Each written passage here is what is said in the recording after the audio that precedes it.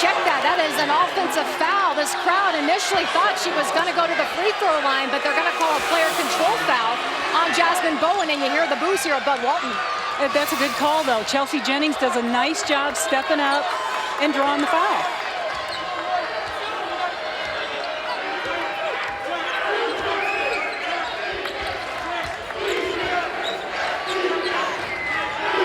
And again, too much standing offensively. Want to get some ball reversals. Upper from the elbow won't go. Rebound is there by Melissa Wolf.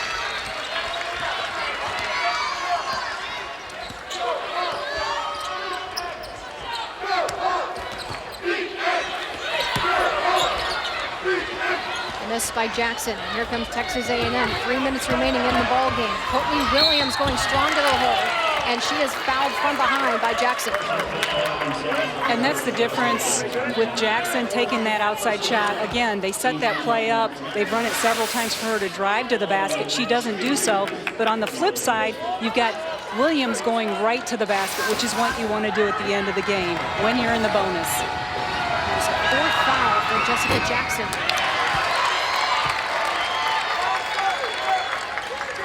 We said it was going to go down to the wire. Just under 3 minutes remaining here. And no team really getting more than just 2 points on a lead here at Bud Walton. It's like a heavyweight fight. I feel like it's like a heavyweight fight, and they just keep, each one throws punches, but they won't go down. And this is what, round 15? This is the end of the game.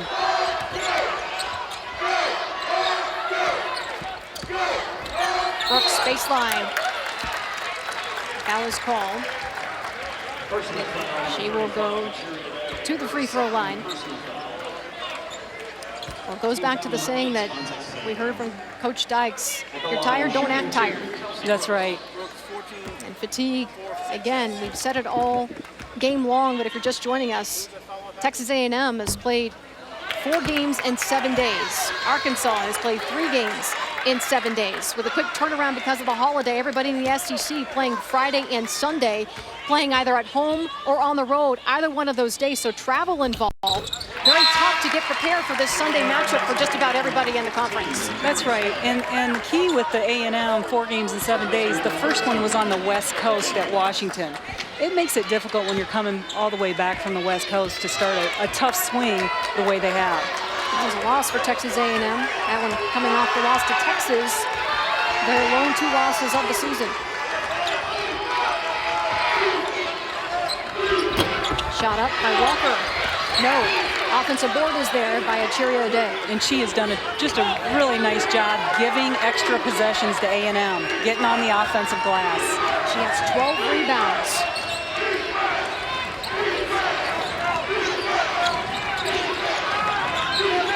Walker fires a long 2.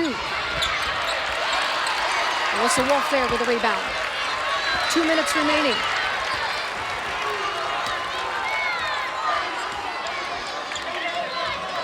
See if they can set up Jackson again.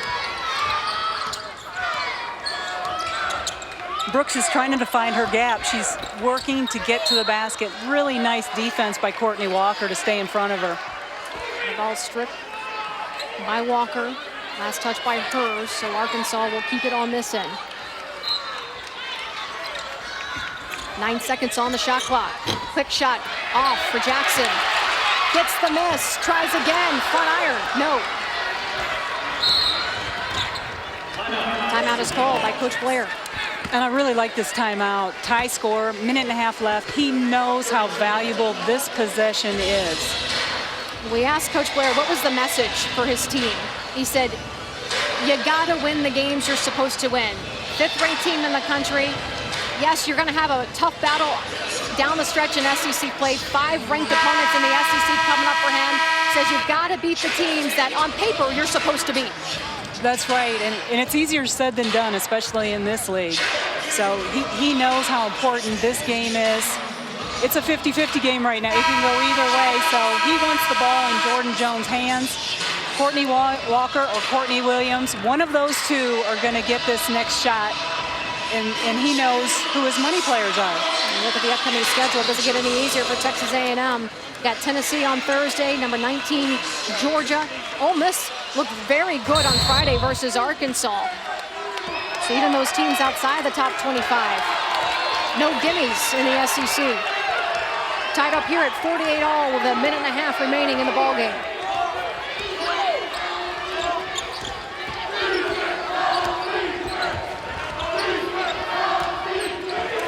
And again, this is good ball movement, working the ball around. You know they want to get the ball to Williams or Walker if they can, though. 3 seconds on the shot clock. Three-pointer won't go down. A fight for the ball and a jump ball, and the possession arrow will keep it here.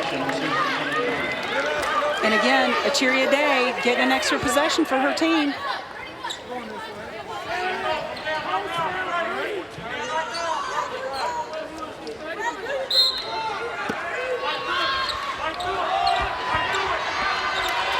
One minute left in the game.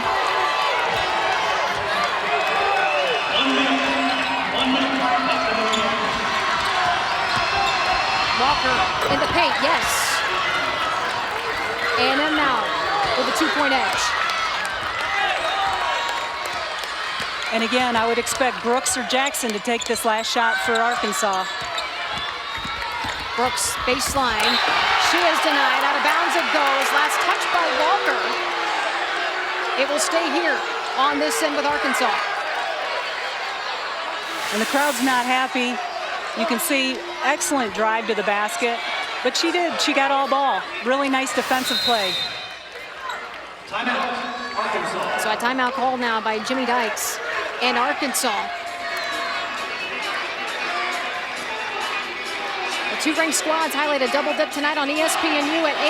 Montrezl Harrell and the 5th-ranked Cardinals face their first ACC road test against the Demon Deacons. Then at 10, there's Summer Bruin in Lake Washington. Number 21 Washington taking on Stanford men's college basketball. Sunday on ESPNU, the home court of college hoops. Down to 42 seconds here at Bud Walton Arena in Fayetteville, Arkansas. Number 5 team in the country, Texas A&M, up 2 over the Hogs. And we talked about the fatigue factor all game long, and so far both teams fighting as if this was an opportunity to get into the NCAA tournament here today. And really, it could be. Every game matters.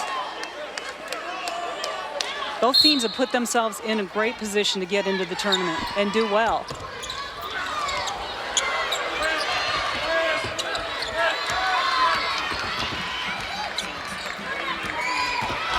There's that little pick and pop.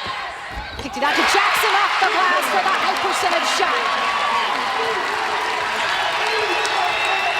Excellent job by Jackson to take it to the rack.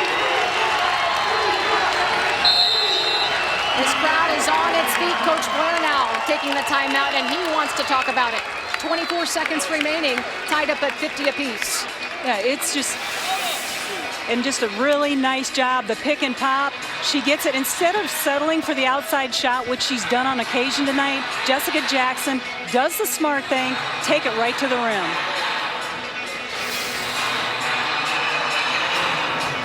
So for Texas A&M, we had some issues scoring the ball here today. Courtney Walker leads the team with 15 points per game, well under her average with just 7 points here today. Courtney Williams has taken over. They're going to want to get it to their best shooter here today. That would be Williams, who has 18 points. It'll be Courtney Walker or Courtney Williams. One of those two is going to take this shot. Now, the last couple of possessions, they've gone into Walker. She's done a nice job. She scored that last one with a little pull-up inside the lane. Arkansas is going to want to definitely keep her outside of the lane, make them take an outside shot. Jessica Jackson with a double-double already for Arkansas. 18 points, 10 rebounds.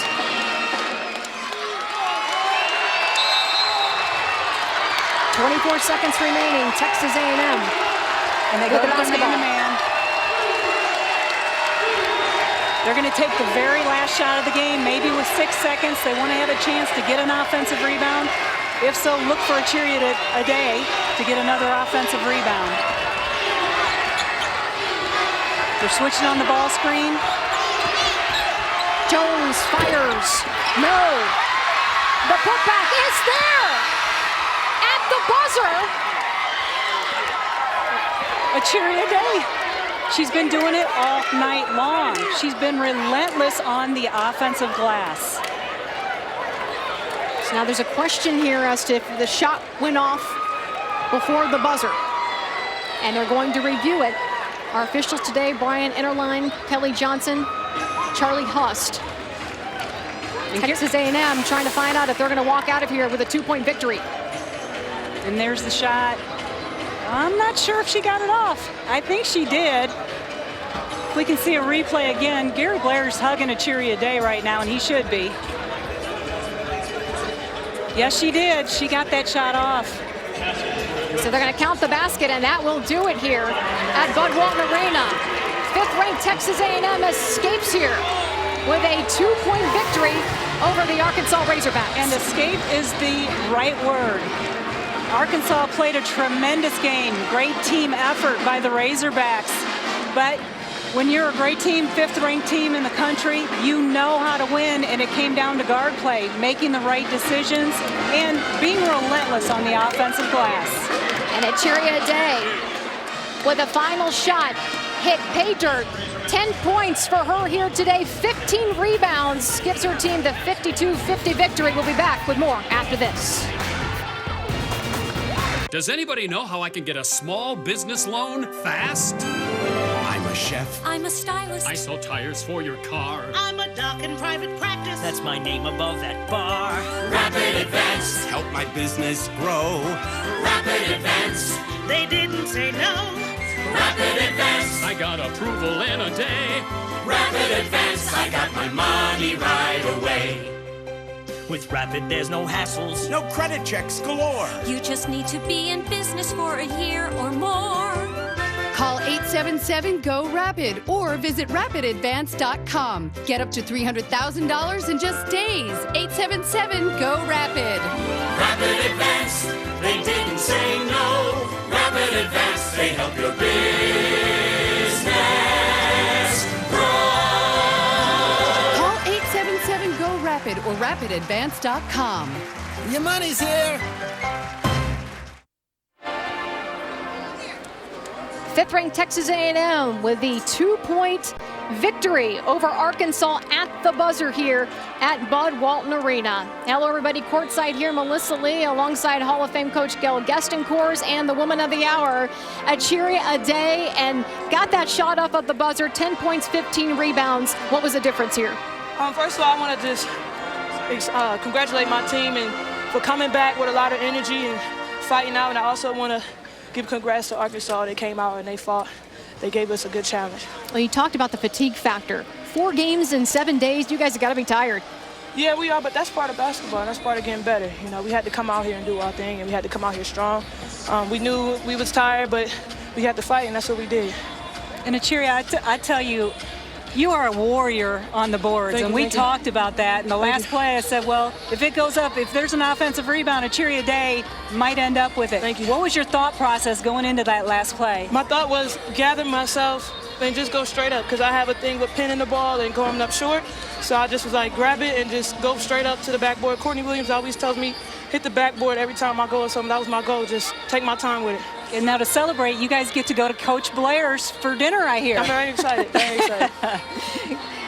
Well, Achiria Day, again, with a final shot here at the buzzer to down Arkansas here at Bud Walton Arena. Right at the buzzer, got the putback. So huge on the boards. You're looking at it again now for the first time. Your thoughts? Wow. Talk about that play. Just boxing out and just going up strong. Like I said, I was just trying not to pin the ball. I just wanted to go up and lay it up. We weren't down. We were tied up. The worst thing that could happen was going to overtime. So the best thing I could have done was just take my time with the layup and not miss it. Well, you had 7 points, 9 rebounds in the second half alone, and it doesn't get any easier in SEC play. You got Tennessee coming up. Yep, looking forward to that game too. I bet you are. Well, Texas A&M, the 5th-ranked team in the country, will walk out of here victorious here today. Final thoughts, Gail? Well, I saw after the game, you got a big hug from Coach Gary Blair. How did that feel? Well, he was sick, so I was trying to get no germs, but no, it felt good, you know. he really he believes in us. You know, he's been feeling down for the last couple of days, and we've just been trying to get him feeling better. And you know, we got a little virus on the team. Everybody's sick, so you know, but it felt good. Well, I know you guys wanted to get that one win here today because of his past history here at Arkansas. He said he took you guys to the Catfish Hole. How was it? Oh, that was great. It was very nice. We came out here for a tournament when we played Texas. Arkansas is a beautiful city. All right. Well, Texas A&M with a victory here thanks to this young woman here.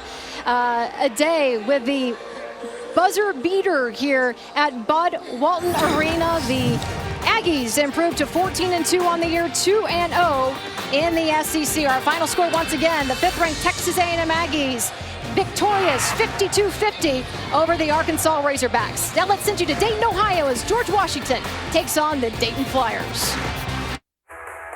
It's the start of a new year here in Dayton, Ohio, and that means conference play has arrived. In the A-10, Jonquel Jones and the George Washington Colonials look to make an early statement against A-10 Player of the Year Andrea Hoover and the Dayton Flyers. It's two of the top teams in the A-10 coming up next.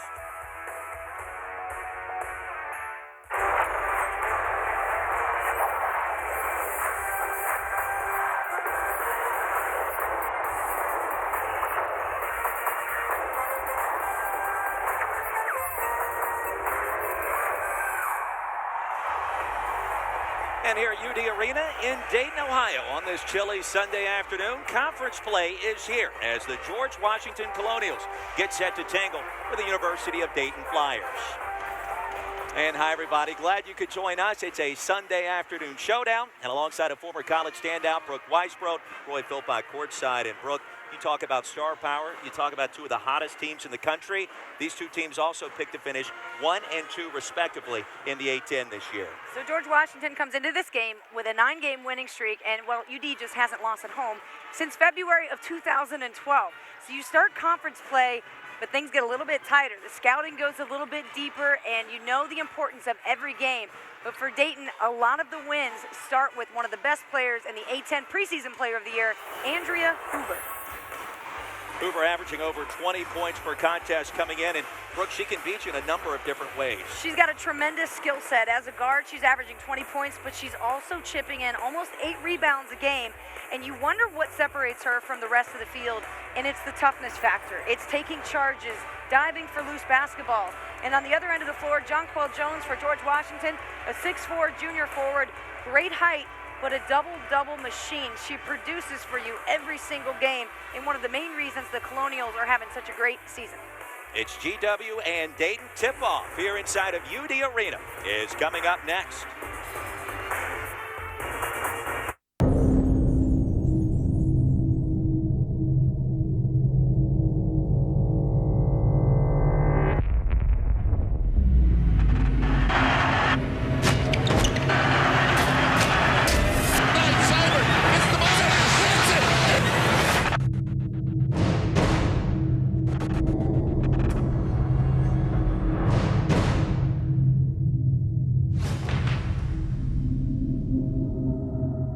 Hey, guess what day it is?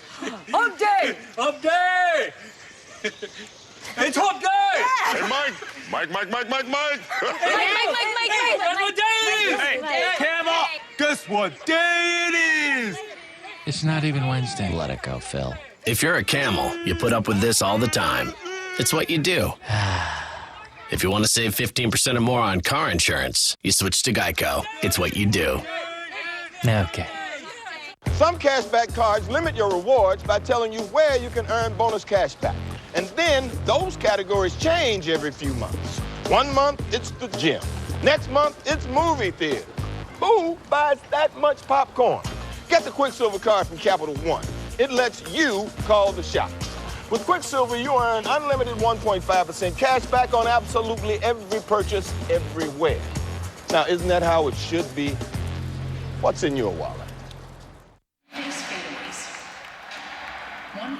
And back in Dayton, Ohio, the conference opener for GW and the Dayton Flyers. Glad you could join us for this Sunday afternoon showdown. Brooke Weisbrod, Roy Philpott courtside. Two of the hottest teams in the country. They've won collectively their last 17 ball games. And Brooke, this is really one of the best rivalries in this conference in the A-10. Well, what you've got are two powerhouse teams George Washington, the history that they have led by Jonathan Sippis, his background with Notre Dame basketball. So that is the kind of program he wants to establish at George Washington. And what Jim Jaber has done at Dayton throughout the course of his time, a perennial NCAA Sweet 16 threat. Last year losing in Florida to the first round in the NCAA tournament, but still 23 wins. And this is a team with a lot of European influence. The bigs can handle the ball, the guards can shoot, but a lot of it has to do with the chemistry that Jaber has built at this program. These two teams met 3 times a year ago, including a semifinal matchup in the A-10 tournament. That game was won by the Flyers in convincing fashion, so GW's got some work to do to try to get back to their winning ways in this rivalry. Let's take a look at our starting lineups here inside UD Arena. For the Flyers first, Burdette, Austria, Hoover. Malot's going to be critical down low, averaging nearly 16 points per game. And Brooke, she's also one of the top rebounders in the A-10 as well. Yeah, Malott chose Dayton over Notre Dame, and she can play the guard spot at times too. So we talked about that versatility, the bigs handling. Malott can shoot. Cornelie Sigmundova also one to watch in the post. And the lights are on. GW in the house. Miller, Branshaw, Shively, Kyra Washington in her last 3 games has averaged over 18 points per contest, starting to catch fire. Just a sophomore out of Maryland. Keep an eye on her. And Jonquel Jones, preseason first team All A-10 performer. An electric player. And like Hoover, she can beat you in a number of different ways, with the exception she's operating down low. Jonathan Sippis getting his team ready to roll. You can tell the excitement in his voice and what he felt like this game was going to be. I think he's expecting a physical matchup early, which will be very critical to keep his best post players in the game. And Jonquel Jones and Kyra Washington, those two cannot get into early foul trouble. Taking a quick look at Shakisha Miller and then Jim Jaber. Obviously what he's done at Dayton in his 12th season. 28th overall, some experience in the books. 439 wins for Coach Jaber. His team has made the NCAA tournament each of the last 5 seasons, building a powerhouse here in the state of Ohio. And an early turnover as Shively steps out of bounds.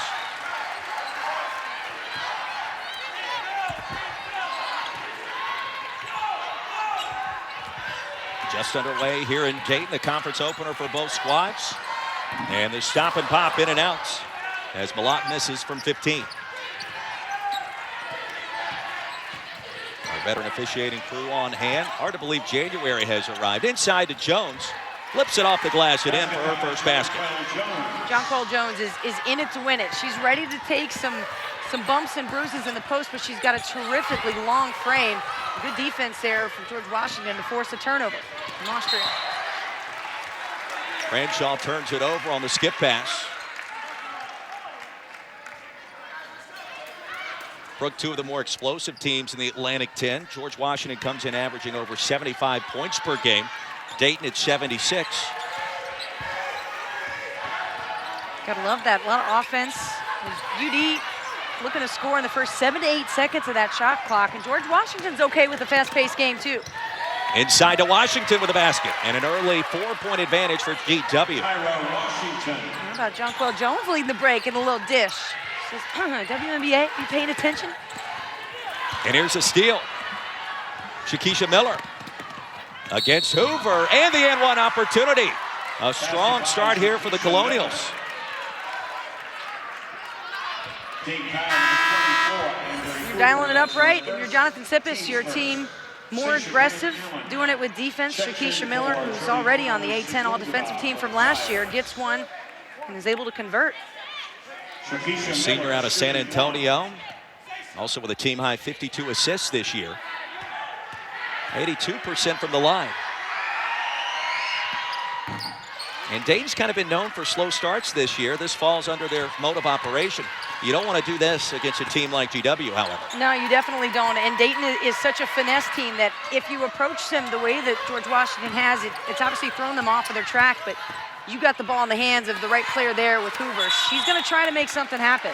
And a lot of times Dayton is extremely good at driving, getting to the free throw line, and then that's how they get back into ball games. Look at the all-time series. GW has been dominant, including winning 12 of the last 15 here in Dayton. Oh, so that whole thing I said about the last time they lost here was 2012, just, George Washington could care less. That's exactly right. Andrea Hoover with the early basket, and Dayton on the scoreboard nearly 2 minutes in.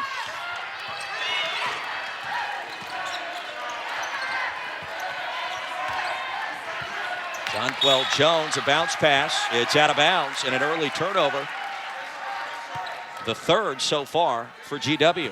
Trying to get that ball into the post with Kyra Washington, who had good post position, but your first rule of thumb as a guard, you do not make a post entry pass from the top of the key. You got to get it to the wing and then throw the bounce pass in there.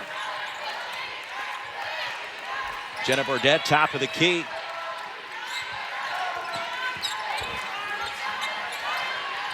Dayton was picked to finish first in the Atlantic 10. Three-pointer is short. Sasha Grant Allen with a miss. Dayton gets it back. And Hoover, silky smooth with a jump shot. That was sick. You see in her face, she's already got that sense of urgency to her game. There's a poor shot selection from Grant Allen, but that's the reason Andrea Hoover's getting almost 8 rebounds a game, as you see a turnover here early from Shannon Crenshaw. Andrea Hoover, that pull-up mid-range game. Oh, it's so smooth. I love it. I wish more players would pay attention to that part of the floor. There's so much room to score from the three-point line to the paint. As a guard, you should be able to make any shot you want. The art of the mid-range jump shot has been missing in all levels of college basketball the last couple of years. Amen. After the miss, here come the Colonials. Miller throws one up. Jones inside and misses the chipping.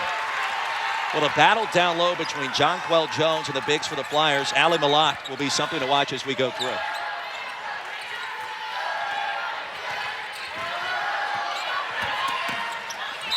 Austria rejected out of bounds by Jones in the late whistle.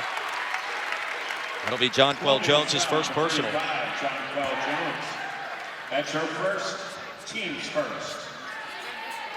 Kelly Austria, shooting 2. The Flyers so good and adept at driving and driving at good angles too. It's very difficult when you either come off a screen or take a corner right to the basket as a defender to stay with and to stay low enough so that your chest is even with their hips, with the ball to stay in front, and everybody from Dayton can drive. So it's a constant threat, and you've got to be aware.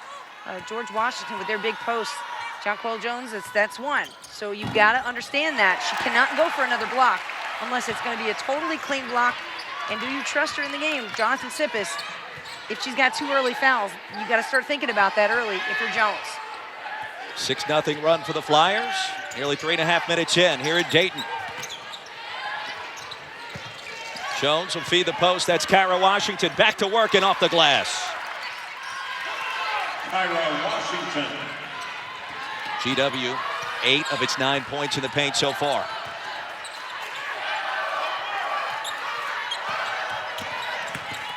Here's Malott. And Austria amongst the trees. Jones bothered that shot. Jonquel Jones has been a force in the early going.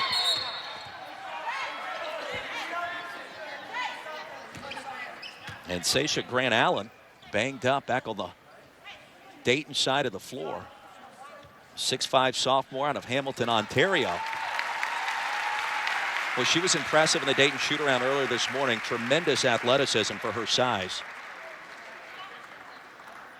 Another player from this program with international experience. She was on the Canadian junior national team and has spent time against international players and seeing some of the best talent in the world, and her work ethic is there. So you see, the frame that she comes with, and she was the first one out here today working on her ball handling, her shooting. I don't know if she rolled her ankle or not. It looked like she was grabbing toward that part of her shoe. Great to see her walk off on her own power. Cornelia Sigmundova checks back in. Also has tremendous size. Turnaround jumper for Washington is too strong. Here come the Flyers. Hoover directing traffic.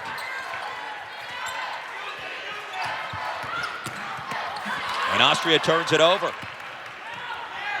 Back and forth we go. Early going of this A-10 battle. Jonquel Jones draws the blocking foul. Timeout on the floor. Under 16 to play in our first half. GW, a 3-point lead. ESPN's exclusive presentation of college basketball is brought to you by the Quicksilver Card from Capital One. Earn unlimited 1.5% cash back every purchase every day. Some cashback cards limit your rewards by telling you where you can earn bonus cash back. And then those categories change every few months. 1 month, it's the gym. Next month, it's movie theater. Who buys that much popcorn? Get the Quicksilver Card from Capital One. It lets you call the shots. With Quicksilver, you earn unlimited 1.5% cash back on absolutely every purchase, everywhere. Now, isn't that how it should be? What's in your wallet? Smile. No matter how well you provide for your family today, if you don't have life insurance, their future may be at risk. Think about what would happen if you were gone. Would they struggle to pay the bills and face an uncertain future? They don't have to. You can help guarantee those you love $200,000, $500,000, $750,000 or more with life insurance through AIG Direct. We'll help you get more for your money, up to 70% more. Just look, less than $14 a month buys a 40-year-old man a $250,000 term life policy. That's up to 3 times what you can get from other companies for the same price. No wonder millions of people rely on AIG companies. The call is free, the quote is free, and there's no obligation. Make the future more secure for those you love. Call now so you can sleep better at night. For a free quote, call 1-800-617-2304 or visit AIGDirect.com. Rockets Cavs at 7, Suns Wolves at 9:30, Wednesday on ESPN. George Washington an early 3-point advantage, under 16 to play in our first half back here in Dayton, Ohio. And a reminder, 2 ranked squads highlight a double dip today on ESPNU. First at 8, Montrezl Harrell and the 5th-ranked Cardinals face their first ACC road test against the Demon Deacons. Then at 10, there's something brewing in Lake Washington as number 21 Washington takes on a dangerous Stanford squad. That's men's college basketball, Sunday on ESPNU, the home court of college hoops. And back here courtside, Brooke Weisbrod, Roy Philpott, glad you could join us. Interesting start in this one. GW shooting 57%, and Andrea Hoover, Brooke, with 2 early personal fouls. And that second one came at a high price because she took a shot to the midsection. That's what I said before, though. That's her toughness that separates herself. She is willing to put her body there because she knows how valuable charges are. I mean, it's one of my favorite things to watch for a player who likes defense like Hoover does. To step in front because you get the foul, you get the turnover, but you know sometimes you get an extra bruise. It comes with the territory, but it's worth it.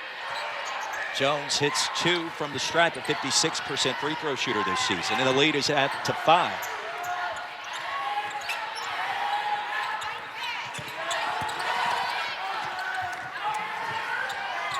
We'll swing it around the horn. The baseline 3 is short, and out of bounds. It'll stay with the Flyers.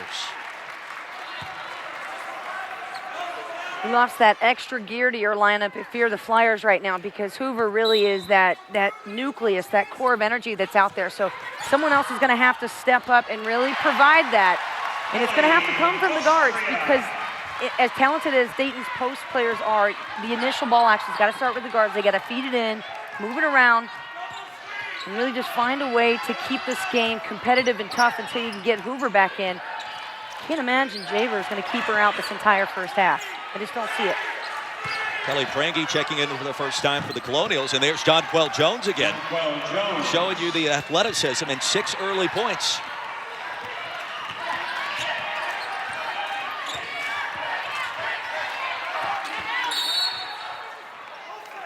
And a foul away from the ball. That'll go against Amber Dean. Check that, that'll be Cornelia Sigmundova. Her first and the 3rd team foul. Well, you start to see the talent of what Jonquel Jones has in her elevation and hang time with the jump shot.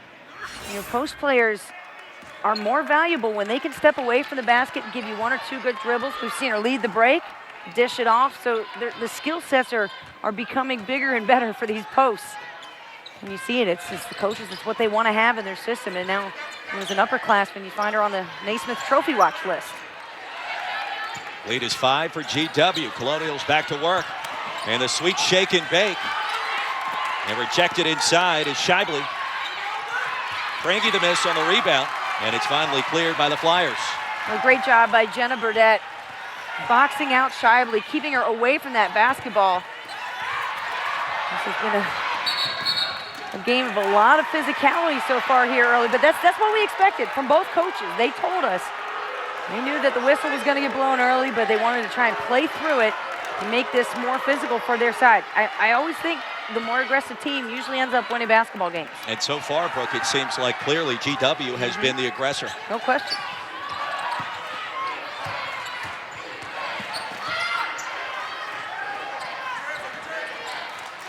Outside, here's Lauren Chase amongst the trees and too strong.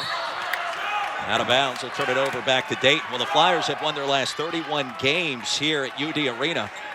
Brooke, you mentioned it earlier, their last loss way back in 2012, and for Jim Jaber now in his 12th season, built such a strong program. Back-to-back A-10 championships. And the up and under move converted by Milan, her first basket. The lead is 3.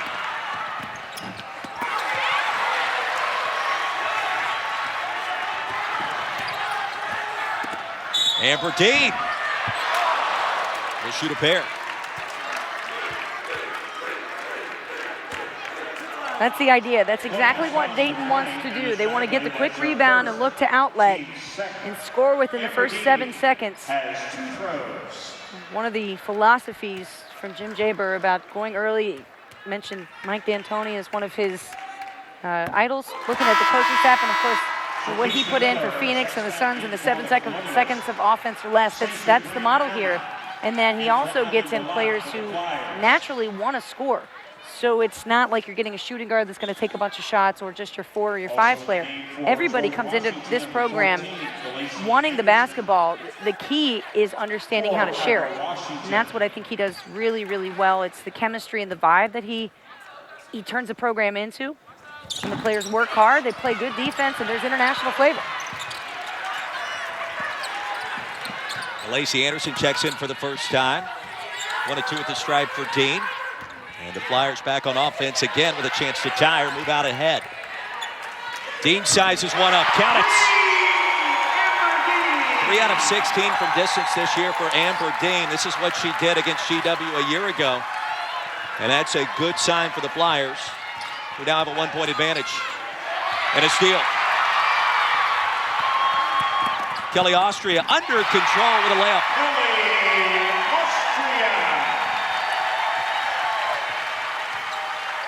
6-0 run for the Flyers, who extend the lead out to 3.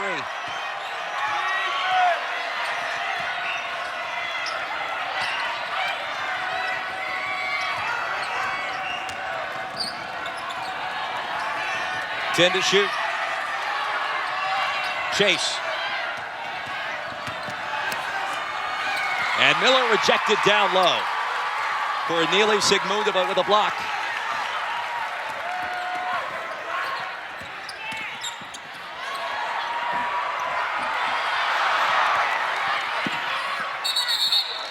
And a jump ball, the arrow favors GW. Oh, good second efforts there, and way to run the floor from Sasha Grant Allen. On one end, she blocks the shot, sprints back down to keep the play alive. And the ball ends up going back to the hands of George Washington. Yeah, but that pace is certainly going to favor Dayton. And you saw George Washington, after Dayton was able to score in that fast break. I believe it was Amber Dean who hit the layup. You saw Jonathan Sippis look and say, whoa, whoa, whoa, whoa, whoa. Let's slow things down. He taps his chin to run a set play. He likes the rhythm of a fast-paced game, but you cannot buy in and get sucked into the Dayton way, which is we've got to shoot under 7 seconds and do exactly what they do.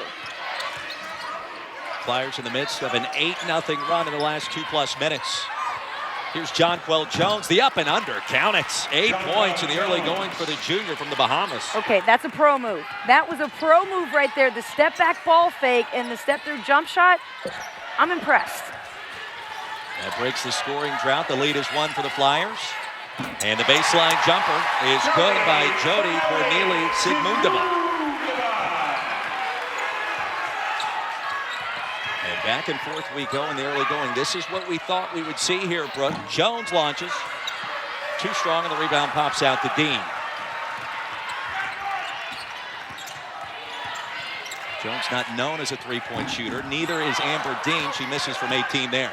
But I think she's feeling confident about her shot. I like the rhythm that she's playing at. She hit a fast break layup, and how about, I was going to say, how about this? Jonquel Jones continuing to be impressive here with her offensive arsenal. In the first half, Jim Jayberg tells his Flyers, ladies, let's speed things up. Yes, we can shoot the threes, but we need this pace to pick up.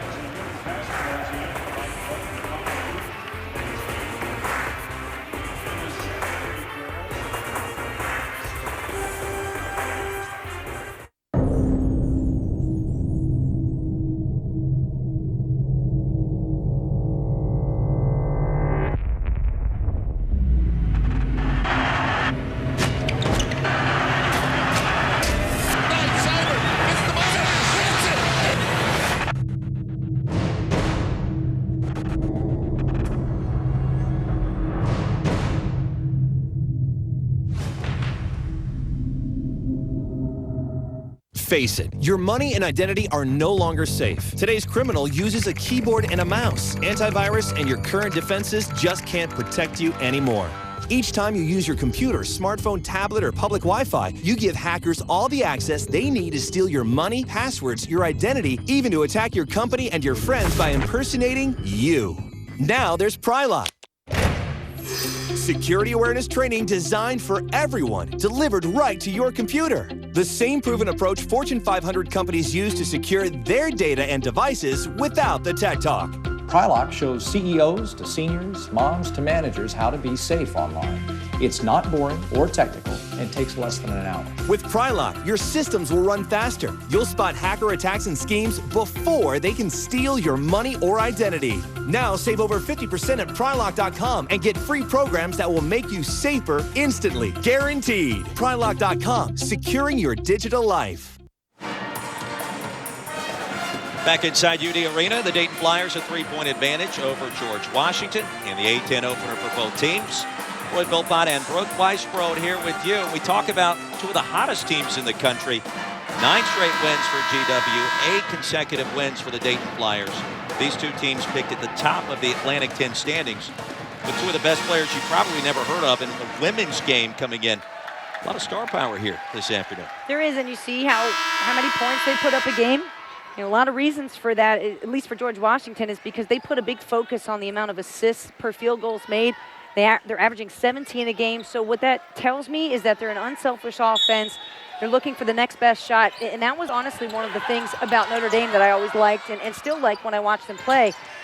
They typically average between 17 to 20 assists per game because they move the ball well, the offense is spaced out correctly, and you've got unselfish players. Of course, Dayton, you just got a bunch of scorers.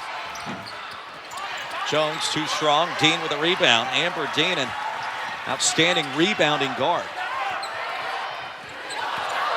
Too cute with a pass. And here comes Lauren Chase off to the races. And the N1 opportunity coming for Chase.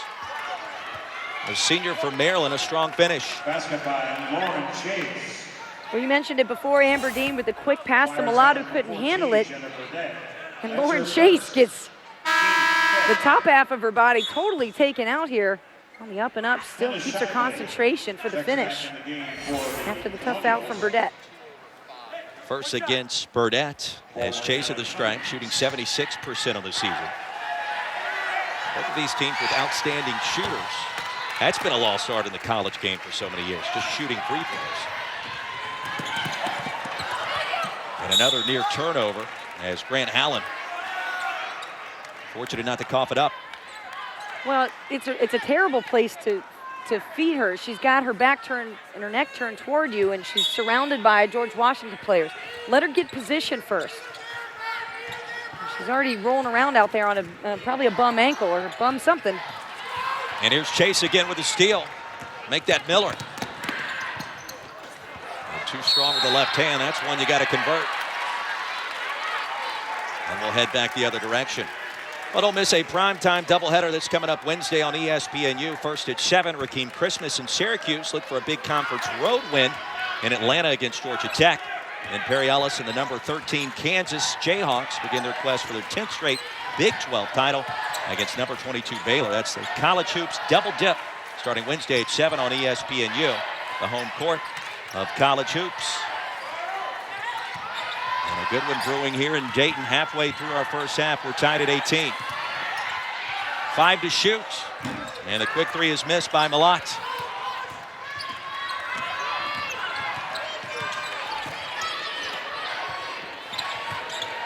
Great matchup here between Jones and Malott. And the foul called away from the ball. As Crenshaw picks up her first.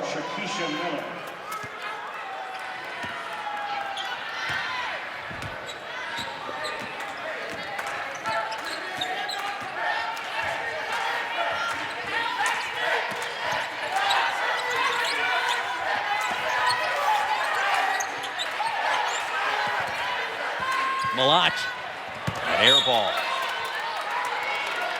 We really get the sense that Dayton is forcing their offense right now. There was a time where Amber Dean was in the game and she was managing it. And right now, Jenna Burdett, the freshman, not able to control this offense and really get them into their flow. They're a team that likes to shoot early on in the shot clock, but after that, it seems like they've been searching for a way to find that next best shot, and it's resulted in 2 forced threes from Malott. Physical battle down low. Washington draws the contact. And watching Kyra Washington and Malott go toe-to-toe here in the early going, it's been fascinating, not to mention Jonquel Jones. Team 6.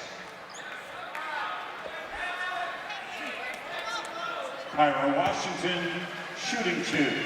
Washington at the stripe shooting 57% from the line. Averaging 18 points per in her last 3 contests.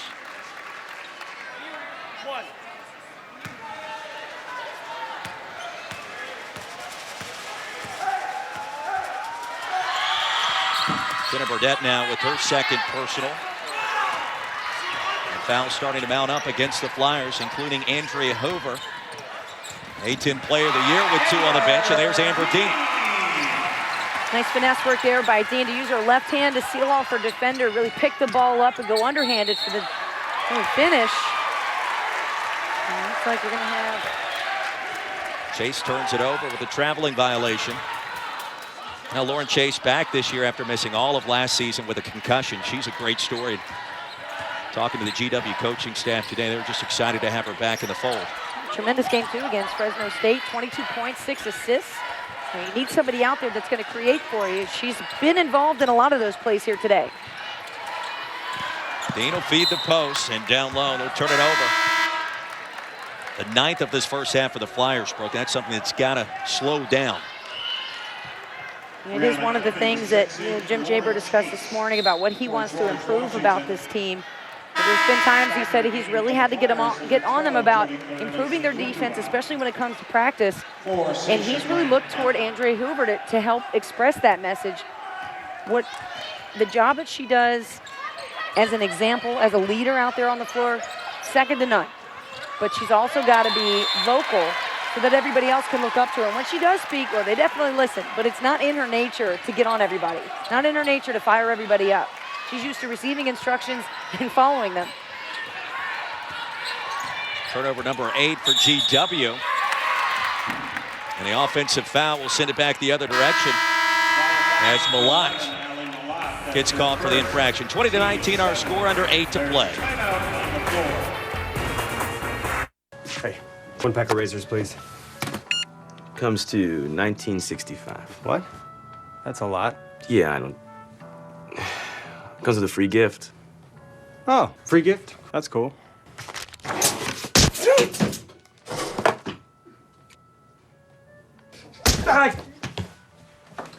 Tired of getting beat up by high razor prices?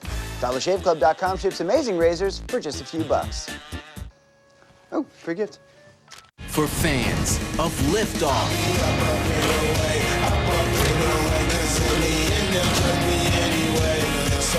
This is your game. Rockets Cavs at 7. Suns Wolves at 9:30. Wednesday on ESPN.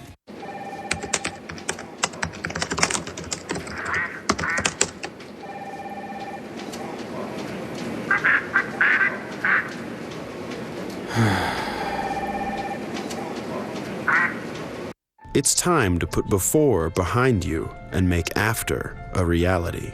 It's time to join over 8 million people at bodybuilding.com who have transformed their bodies, minds, and lives for free. And I was completely disgusted with the way I had looked. I told myself, I ain't going out like that. Bodybuilding.com has complete fitness plans from the best experts, athletes, and personal trainers to help you accomplish any goal. My health just started to decline, and I wasn't happy anymore. Bodybuilding.com changed my life.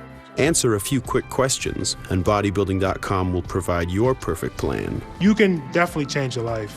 I'm a prime example of that. I can go on to bodybuilding.com, I can find a plan, and I don't have to pay a dime. It's free. Bodybuilding.com has everything you need to burn fat, build muscle, and become your best self. Go to bodybuilding.com today.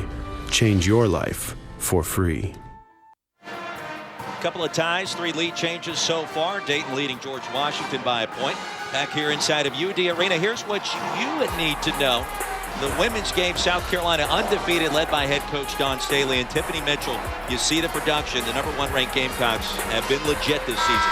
Oh, they've been legit for a couple years now. And Tiffany Mitchell, we talk about what a great guard Andrea Hoover is. But Tiffany Mitchell, a tremendous basketball body, a great work ethic. I had a chance to see South Carolina in person last year in Stanford for the NCAA tournament, and you just fall in love with her attitude and the way that she approaches the game. We all know what a tremendous player and hard worker Dawn Staley was. So just imagine today's version out there on the floor, a little taller, a little more muscular. I don't know, maybe not as competitive though. It'd be hard to top that against Dawn Staley. Turnaround jumper for Jones, an air ball. One of her few mistakes so far. And ahead the layup on the other end for the Flyers. Lead extends out to 3. Cornelia Sigmundova with the basket. We're talking with Tiffany Mitchell during SEC Media Days and what it would take at South Carolina this year with so much talent.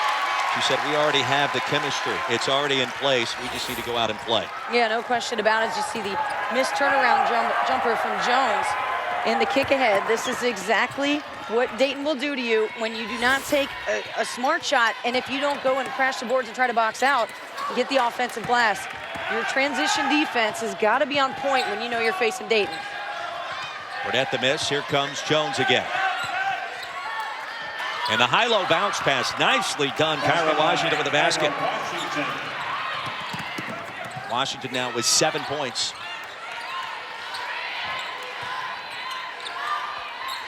Under 7 to play in our first half.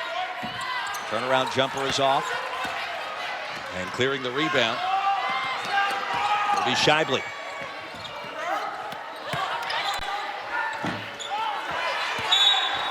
Out of bounds, it'll stay with GW. Shakisha Miller, #1, checks back in the game for the Colonials.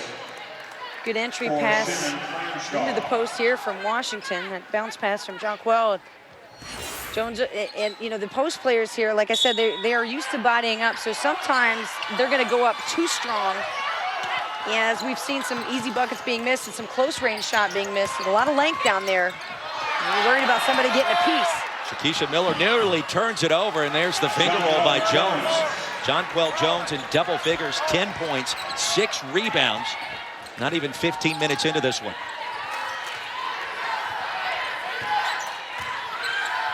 Amber Dean sizes one up, and I think GW's fine with that shot attempt right there. Yeah, they like that a lot. Keep them out.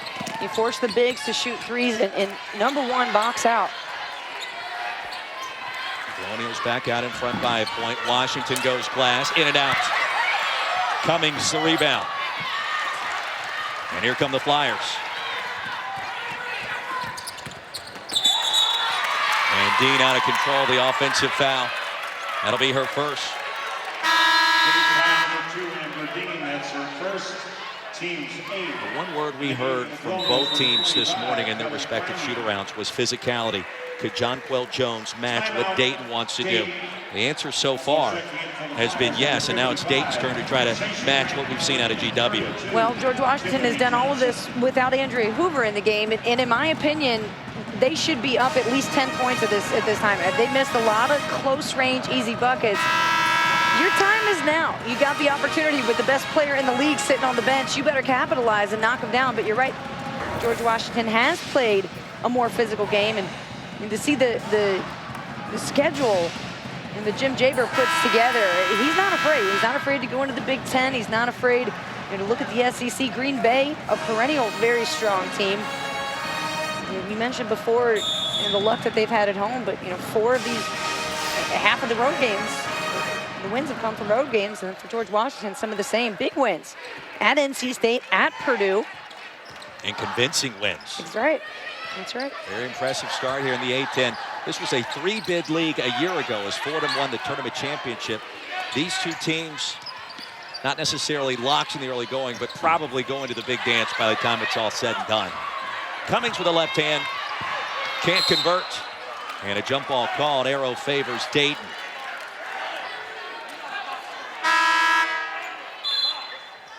GW starting to cool off from the floor, shooting just 34%. For Anna Shagley. Allie Malott, the senior out of Middletown, Ohio. First team all A-10 this year, 3 double-doubles this year. She's been relatively quiet thus far, especially with Hoover on the bench. Austria for 3. Out of bounds, it'll stay with the Flyers. Malott's putting in a lot of effort. There's a lot of energy being used up out there, but she's also taking some quick shots, some long-range threes. And you trust her with taking those shots, but with Hoover out of the game, I think I'd like to see a little more post action from the Flyers. Have Sasha Grant Allen down low. Tremendous size and quickness. And a foul will be called as Austria gets to the rim.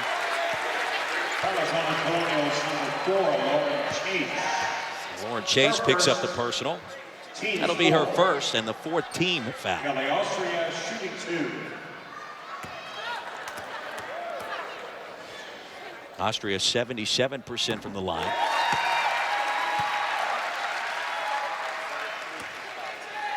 A team high 20 steals this year, preseason all defensive team performer a year ago. The junior guard getting ready to try to come into her own this season. Flyers up by a point.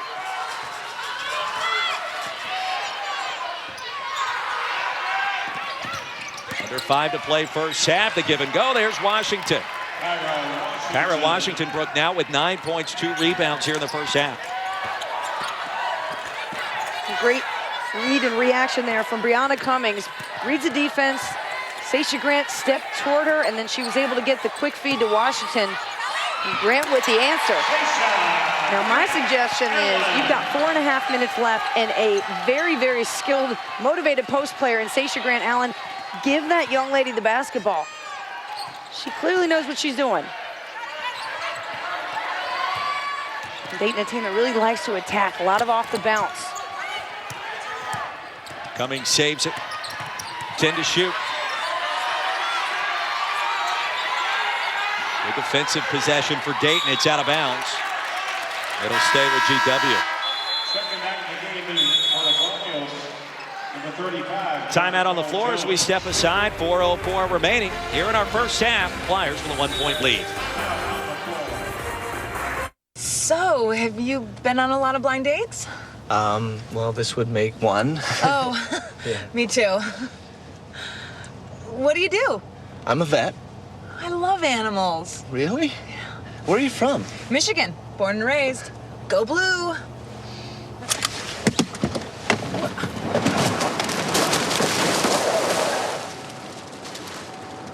Go Buckeyes!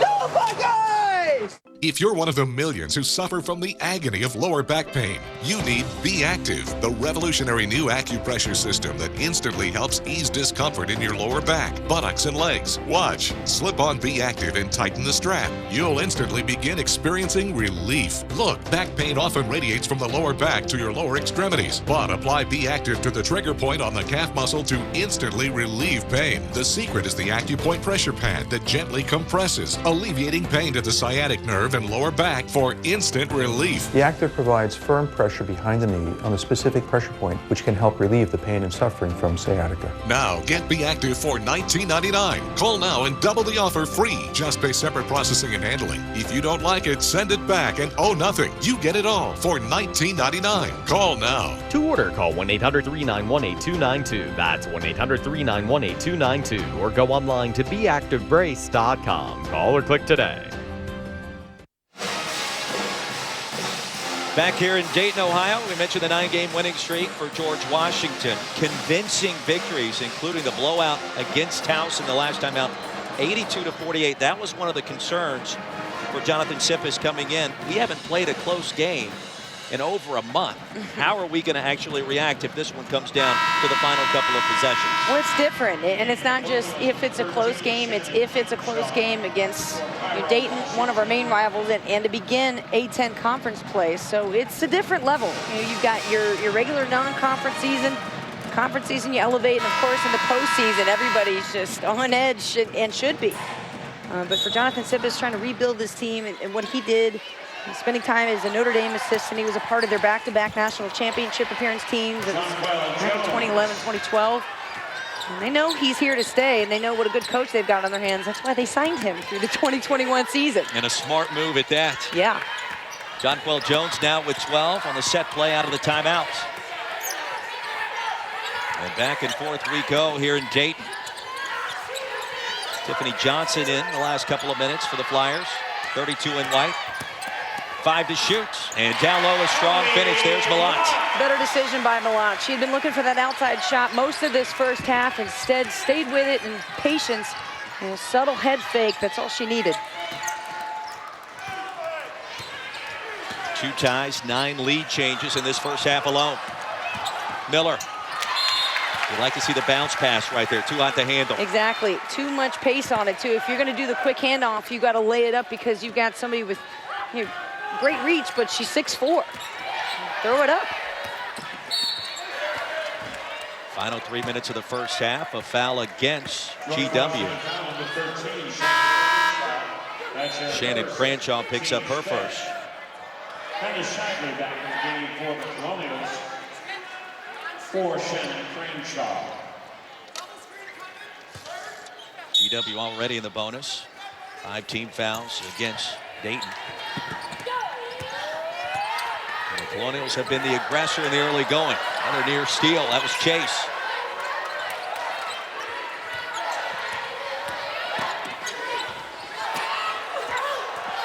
Cleared by Jones. Oh, she's been physical, she's been active, and she's been ultra productive so far. Jonquel Jones. Step back is too strong. And a rebound cleared by Austria. Here come the Flyers. Bounce pass. Malott. Count the basket. From Austria indeed. Foul number 25, Kelly Brandon. See on the fast break here, the drive, the dish from Amber Dean. And Malott taking some contact on the box out. This is the fast break you like to see. A little bounce pass, defense steps up. Yeah, I'll take 2 and 1. Shooting 1. Malott has scored over 1,000 career points for the Flyers. 82% from the line, converts the good old-fashioned three-point play, and the Dayton lead is 4. A critical 2+ minutes here for GW. Flyers gonna go to a 2-3 zone. And it pays off. The steal by Johnson. Austria thought about it. The runner is short. And a nice dish. Washington misses the chippy. But draws the foul. Kyra Washington would love to have that one back. Malott picks up her second. Meanwhile, Andrea Hoover continues to be on the Dayton bench. Kyra Washington. And the Flyers enjoying a lead here, but exactly what we were stressing on. I mean, you've got Washington at the line earning free throws now. Instead of going up for an and-one situation, the Colonials have really not capitalized on their opportunities in the paint. Savannah Layfield into the contest for the first time as Malott goes to the bench. Turnover-filled first half, both teams with 11 miscues so far. And Washington drains a pair.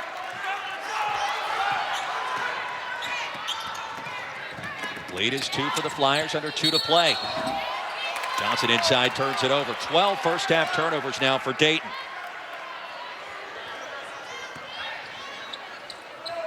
Now, there was definitely a sense of urgency at both teams' shoot-arounds. And talking with these two head coaches, rarely open up conference play between 1 and 2. I imagine you did that a time or two playing in the Big South over the years, right? Well, you know, we never opened up actually against, it was always Liberty that was preseason #1. I don't think we ever opened up our conference play against them, but it was just one of those games you circled.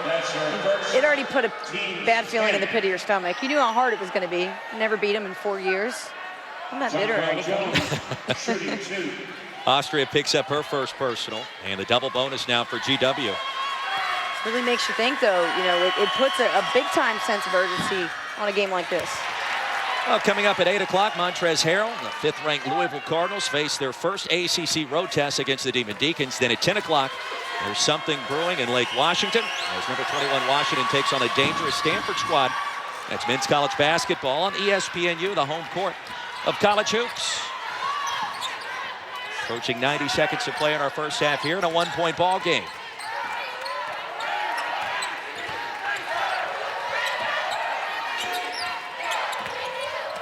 Amber Dean, another turnover. Shively directing traffic. And the wraparound pass, too hot to handle for Shively. Great thought, but too close to the action.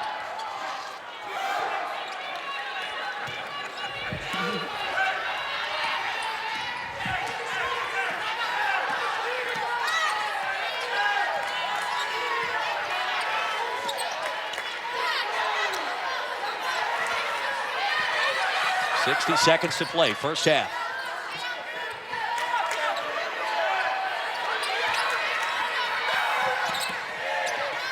Johnson, the shake and bake, rejected at the rim. Boy, that was a close call. George Washington, foul number 3. Kyra Washington pick up her second personal. And Dayton now in the bonus. Washington must have made some contact with the body because the block that Jonquel Jones put on at the end, well, that was clean. You could see it and feel it and hear it from here. Good job by Dayton to keep attacking, even though George Washington changed to a 2-3 zone. You saw him setting some high ball screens, still trying to penetrate whenever they can. There's always some space, even against the zone defense, to drive, to look short corner, to set screens. You don't have to get caught just passing the ball around the perimeter. First free throw attempts of the season for Johnson. As Cornelia Sigmundova checks back in. And Layfield to the Dayton bench. She'll get an earful from Jim Jaber.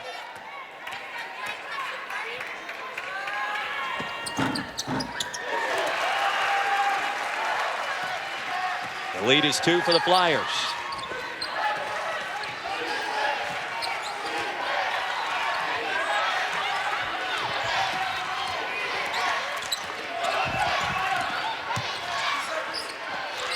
Here's Jones with a step back. Doesn't get the bounce. Rebound cleared by Dayton. And the shot clock and game clock virtually identical. Flyers can play for the final shot of the first half. Instead, the three-pointer. That's just poor communication on the part of Dayton. Well, not the shot you want to take. You've got all the time in the world. Why not hold it? 5 on the clock. And the rejection out of bounds. It'll stay with GW. 1.7 seconds remaining and a back and forth first half. 2 ties, 9 lead changes.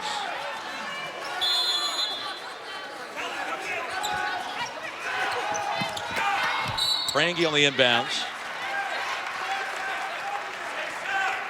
And 0.7 remaining.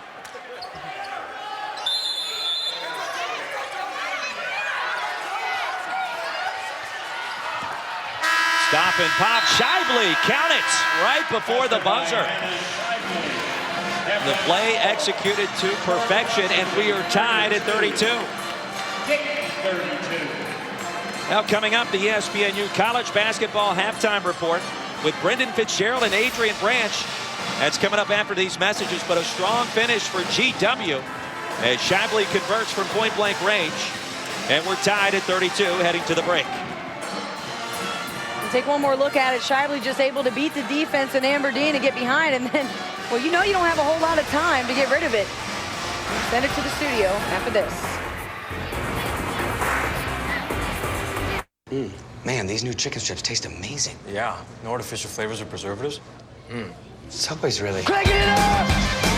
Going for gold! Crushing it! Breaking through? Exactly. Oh, it's breakthrough, all right. New Subway grilled chicken strips. They taste better and they are better. All white meat, no artificial preservatives or flavors. Try our new grilled chicken strips in the new Monterey Chicken Melt. Subway, eat fresh. Smile. No matter how well you provide for your family today, if you don't have life insurance, their future may be at risk. Think about what would happen if you were gone. Would they struggle to pay the bills and face an uncertain future? They don't have to. You can help guarantee those you love $200,000, $500,000, $750,000 or more with life insurance through AIG Direct. We'll help you get more for your money, up to 70% more. Just look, less than $14 a month buys a 40-year-old man a $250,000 term life policy. That's up to 3 times what you can get from other companies for the same price. No wonder millions of people rely on AIG companies. The call is free, the quote is free, and there's no obligation. Make the future more secure for those you love. Call now so you can sleep better at night. For a free quote, call 1-800-617-2304 or visit AIGDirect.com. That leaky roof will cost you thousands in repairs. Hi, Phil Swift here for Flex Seal, the brand everyone trusts to coat, seal, and stop leaks fast. Flex Seal stops the toughest leaks while remaining completely flexible. To show you the amazing sealing power of Flex Seal, we replaced the bottom of this boat with the screen door and covered it in Flex Seal. Not only does it stay afloat, but the inside is completely dry. And Flex Seal Bright is ideal on lighter surfaces, perfect for repairing decorative items. With Flex Seal Clear, everything in plain sight can be sealed watertight. Get Flex Seal for just $19.99. And you gotta try Flex Seal in all these incredible colors. But wait, we're gonna double your order and send you 2 cans for just $19.99. Call now. To order Flex Seal, call 1-800-578-8773 or go to getflexseal.com. Flex Seal colors now available. Call or go online now. Welcome into the ESPNU Halftime Report. Brendan Fitzgerald along with Adrian Branch. Interesting weekend of college hoops. Conference play means you're playing against a familiar opponent. Familiar opponents and top 10s perhaps going down. There were a few surprises yesterday and an interesting Saturday. Villanova taking on Seton Hall. Daniel Ochefu here keeping the play alive for Villanova, down 2 late in the second half. And after the missed jumper by Darren Hilliard, Ochefu cleaning up the glass. He was impressive. 19 points and 24 rebounds. The best rebounding performance in over 30 years. Game tied at 56 after that. They would go to overtime. That's when Seton Hall was down 1, but not after the sweet spin move by Kadeem Carrington. Gives the Pirates the lead. They were knocking down the 3-point shot. And then right here, the turnovers didn't favor Villanova on the road. Yeah, Brian Archie Diacono turning it over there. Gives Sterling Gibbs the steal in the final second. Seton Hall with a 3-point lead. They go on to win it by 5, 66-61 in overtime. Villanova's first loss of the season. South Carolina looking to pull the upset against Iowa State. This game played in Brooklyn at the Barclays Center. Frank Martin and his Gamecocks in their final non-conference game. Under 2 to play. South Carolina up 2. Make it 4. Sindarius Thornwell with a tough layup. That was the strength of their team. 36 points in the paint. Over half their points was inside the 15-foot mark. He hit the free throw as well, and then it's Thornwell back to work. Off the window again. Now remember, Frank Martin coached successfully in the Big 12 at Kansas State, so he's familiar with Iowa State. 6-point lead for South Carolina. Naz Long changes that for the Cyclones. Big 3 from the wing makes it a 3-point ball game. 26 seconds left. Gamecocks looking to seal it, but the foul Foul called there. We've seen this look from Frank Martin before. You don't want to upset Mount Frank. He was upset, but his Gamecocks trying to get it done on defense. Down 3, or up 3. They do. They force the turnover. You know what? Iowa State at the three-point line, they say you live by it and you die by it. 1 for 18 at the three-point line. Too little, too late for Iowa State. They were down 4 in the final seconds. That one didn't matter if it went or not. The Gamecocks get a huge win, 64-60. And South Carolina will be set for SEC play with a lot of momentum. Virginia taking on Miami. This was a great game down in the ACC. Virginia up 15. Joe Thomas with the emphatic follow. Miami down, still double digits, though. Later in the first half, Darian Atkins has it working for Virginia there. Virginia was dominating by up 18 in the first half. They were rolling. Second half, different story. From the outside, Miami gets hot. Miami got comfortable. Angel Rodriguez was hard to guard. That was Omar Sherman there. Angel Rodriguez here, the step back, looking to make some room for himself. 25 points for Rodriguez. Okay, so 5 seconds left off the missed free throw. Keeps it a three-point ball game. Here's Rodriguez, gets fouled going up for 3. Inexcusable. Never should have happened. Justin Anderson, a great defender, never should have been there to foul him. He was clutch, nothing but net, hit all 3 free throws. Justin Anderson on the other side with Virginia down in overtime by 3. Not anymore. He hits it, 16 points for him. Those 3 the most important. And then in the second overtime, the unbeaten Cavaliers get it done. They win 89-80. Make up for that 18-point deficit that had been erased in the first half. Elsewhere in the ACC, Duke hoping to not have similar problems with Boston College as they open ACC play. Coach Krzyzewski looking for win number 996. It helps when you have Jahlil Okafor, 28 points. And went to the free throw line 17 times, 14 out of 17. A big guy that can hit free throws. Also had 4 blocks. He filled up the stat sheet. As did this guy, Justice Winslow, fellow freshman, 13 points, including that nice dunk.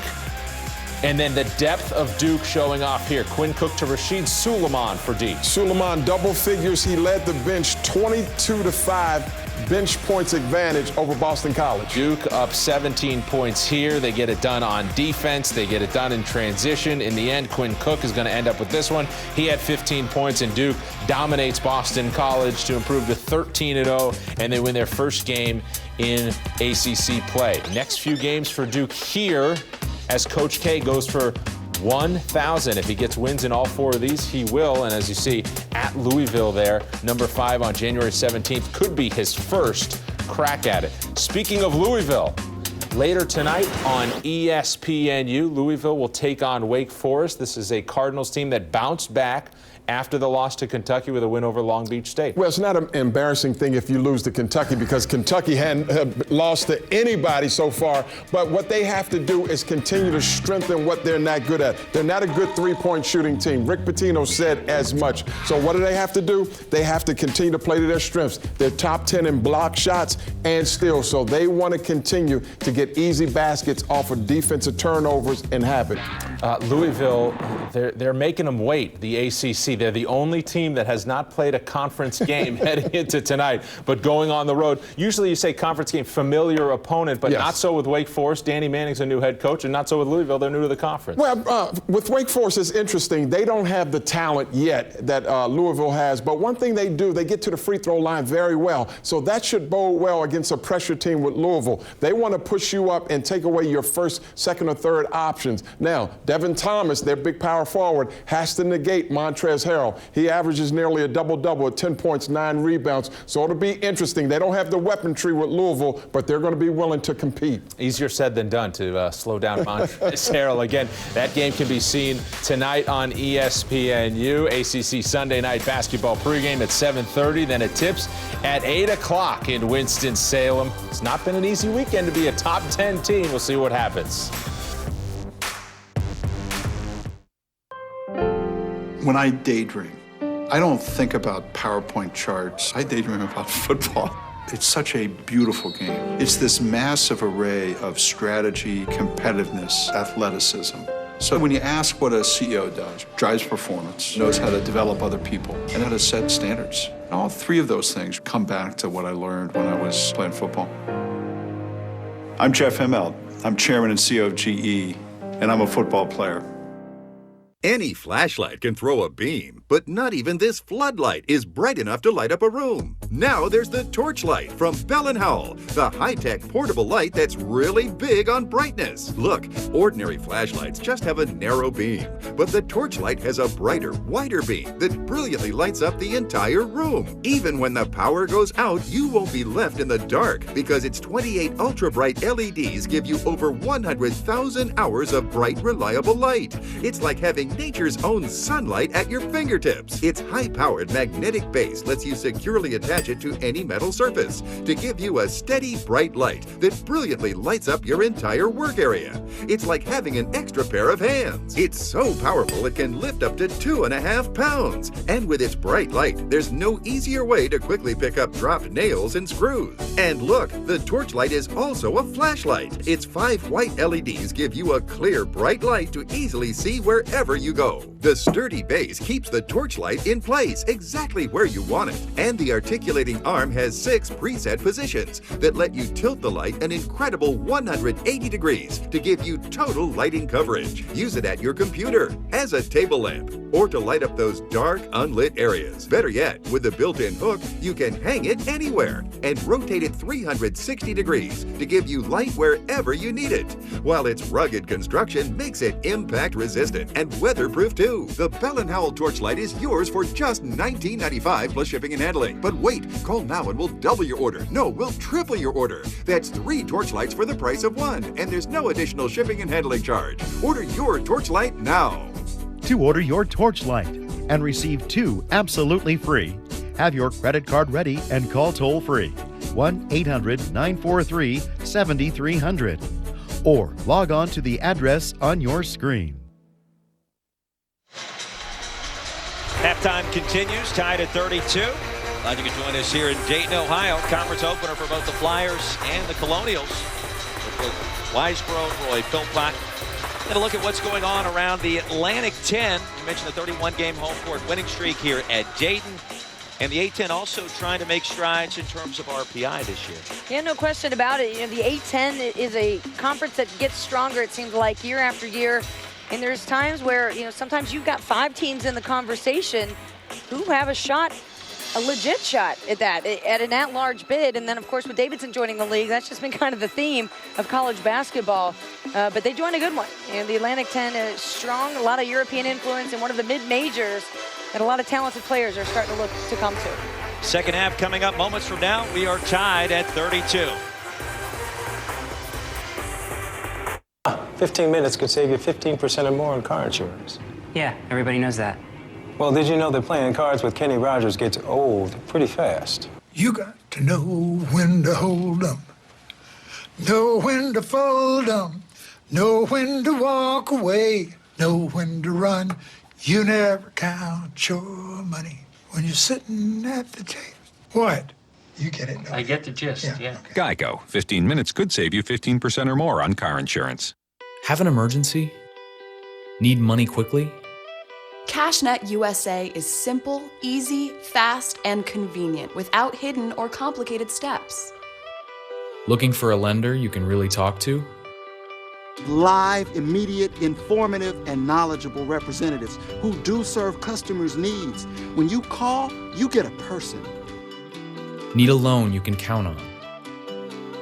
I had never applied for an online loan with any other company, and I've heard horror stories.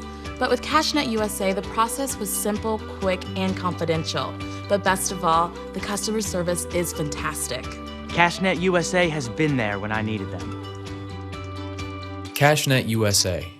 Money's on the way.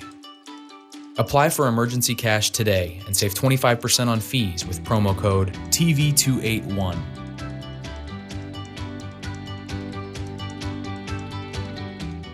It's time to put before behind you and make after a reality.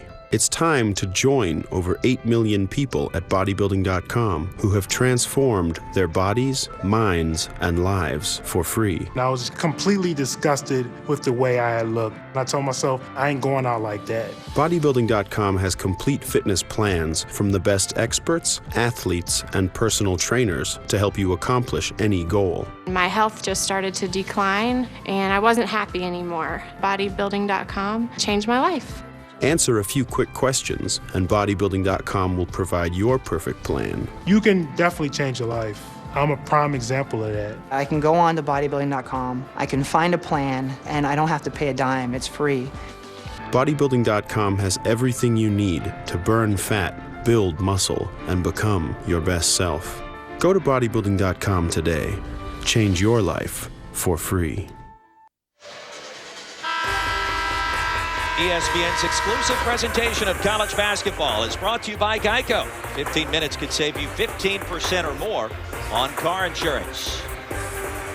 Back here, the beautiful city of Dayton, Ohio. Start of our second half, just about here. 32-32 our score in the A-10 opener for both the Flyers and the Colonials. And hi, everybody. Glad you could join us again with Brooke Weisbrod, Roy Philpott courtside. Entertaining first half. The bigs for GW, I thought, was the story. Jonquel Jones, Kyra Washington, 24 to 32 points. Yeah, they really recognize, and they should have about 35 points combined, but a couple of missed close shots here. But Kyra Washington, 4 of 7, pretty efficient, and did a good job too of making herself available when the guards would drive. And then Jonquel Jones would also complement her with feeds down into the post. So they're looking for each other. At the same time, when the defense collapses, you got to look for that cutter, and that's been Washington. I thought she's done a great job of moving without the basketball. For Dayton, 6 assists on 13 turnovers. You got to clean that up.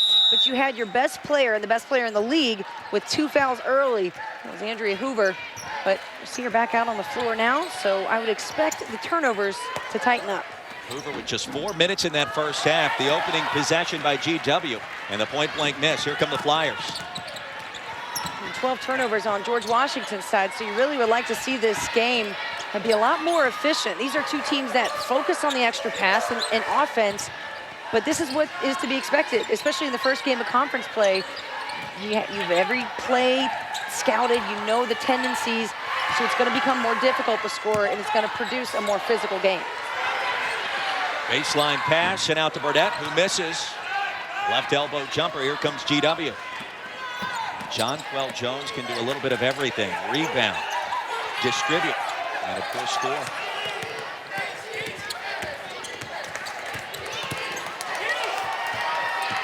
Good defense by Austria. 12 to shoot. Crenshaw inside to Washington. Beautifully executed play. Cannot forget about the players you got to box out, but a great job on the sell.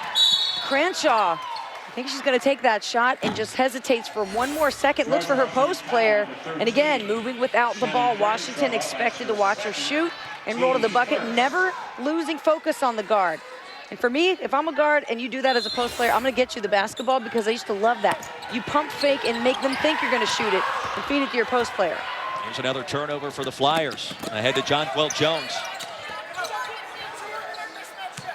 Jones originally signed with Clemson, played with the Tigers for about 8 games, then decided to try to move back closer towards home. And the spin move inside. Jones with 15.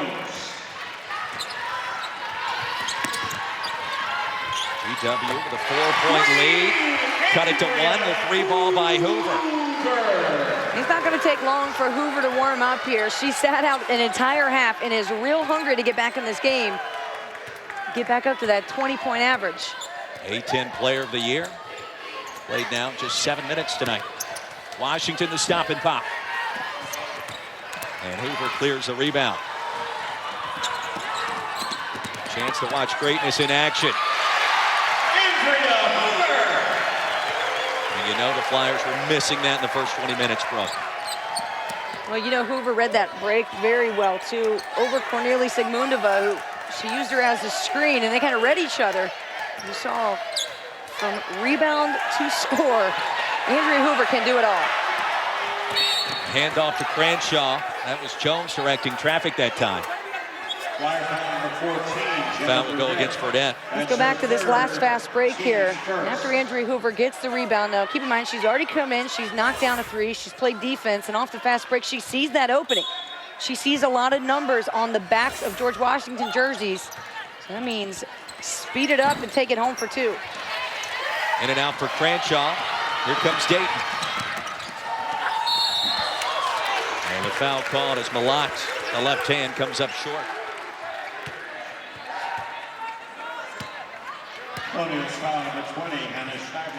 And interesting that Jenna Burdett has taken off her face mask, talking right now with head coach Jim Jaber, 12th season at Dayton. Something clearly was bothering her in the first 20 minutes, Brooke. Yeah, she didn't seem to have full control of the basketball or the offense, but, you know, sometimes you chalk that up to being a freshman. Now, she has been in a starting role for this team. She has, though, fouled out also 4 times, so you wonder if it was just impairing her visibility with the basketball. Defensively, maybe she couldn't see as well laterally. And I know that's something that Jim Jaber said has been an issue for Jenna Burdett, is being able to stay down low enough and sliding laterally to stay in front of her defender, or the offensive player. The Dayton lead is 2, approaching 17 to play.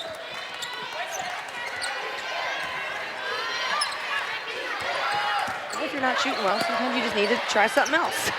A turnover. Burdett. 1-on-3, count it. First basket of the contest for Jenna Burdett.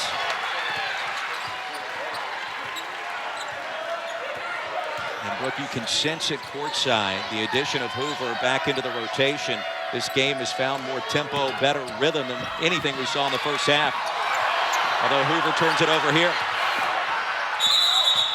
And a jump ball arrow favors GW.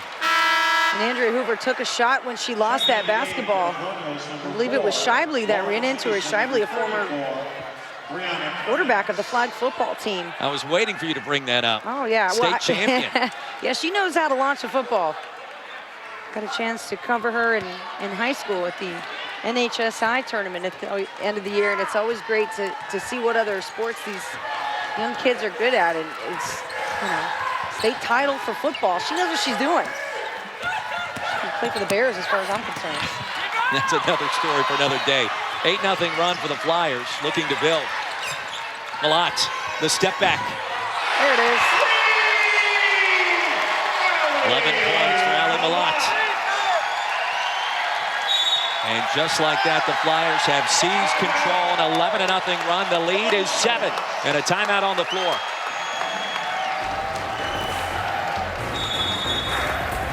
And Ali Malott gonna get the bounce here eventually. At home, they haven't lost here in a real long time.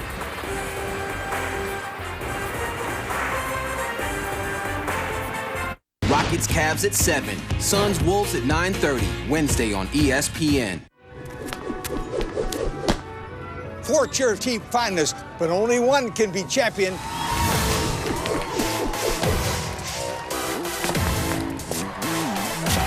Not so fast, my friend. Choose your favorite college cheer for your chance to win a Disney Parks vacation and show your Disney side. Log on to ESPN.com/cheermagic and cast your vote today.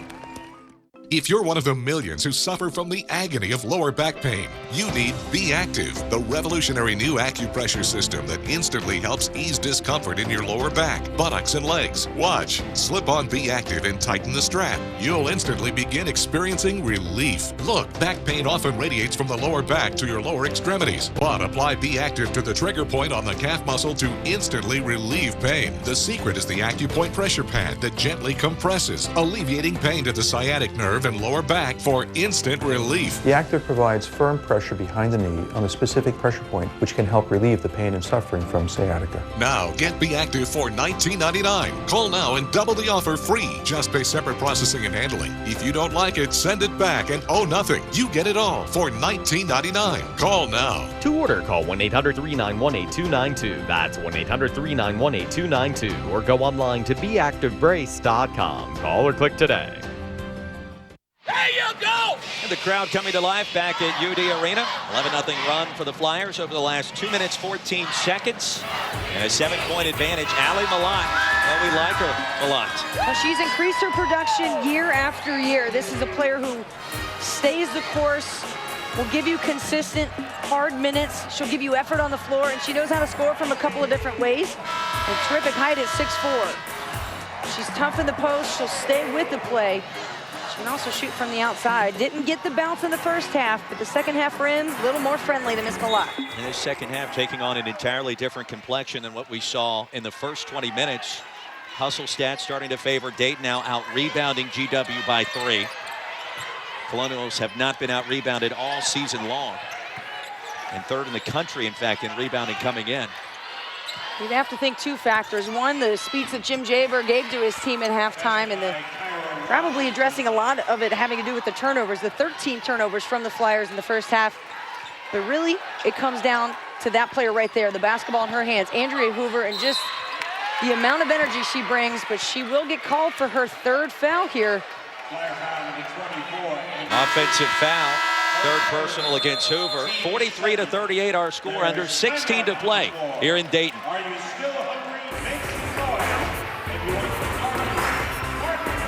Smile. No matter how well you provide for your family today, if you don't have life insurance, their future may be at risk. Think about what would happen if you were gone.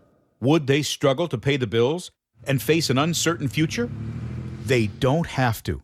You can help guarantee those you love $200,000, $500,000, $750,000 or more with life insurance through AIG Direct. We'll help you get more for your money, up to 70% more. Just look, less than $14 a month buys a 40-year-old man a $250,000 term life policy. That's up to 3 times what you can get from other companies for the same price. No wonder millions of people rely on AIG companies. The call is free, the quote is free, and there's no obligation. Make the future more secure for those you love. Call now so you can sleep better at night. For a free quote, call 1-800-617-2304 or visit AIGdirect.com. Hey, 1 pack of razors, please. Comes to 1965. What? That's a lot. Yeah, I don't... Comes with a free gift. Oh, free gift? That's cool.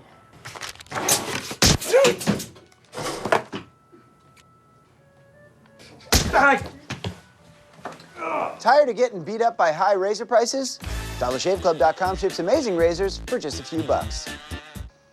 Oh, free gift. Well, it's a basketball town here in Dayton, Ohio, and the Flyers with a 5-point advantage. Atlantic 10 opener for both teams. Glad you could join us. Brooke Weisbrod, Roy Philpott courtside. And so far in the second half, Brooke, it's been all Dayton after the 32-32 halftime time. You see the difference in what Andrea Hoover brings to this basketball team. The A-10 preseason player of the year. It's her toughness, and it's her toughness that has elevated the rest of the team in their play and their aggressiveness.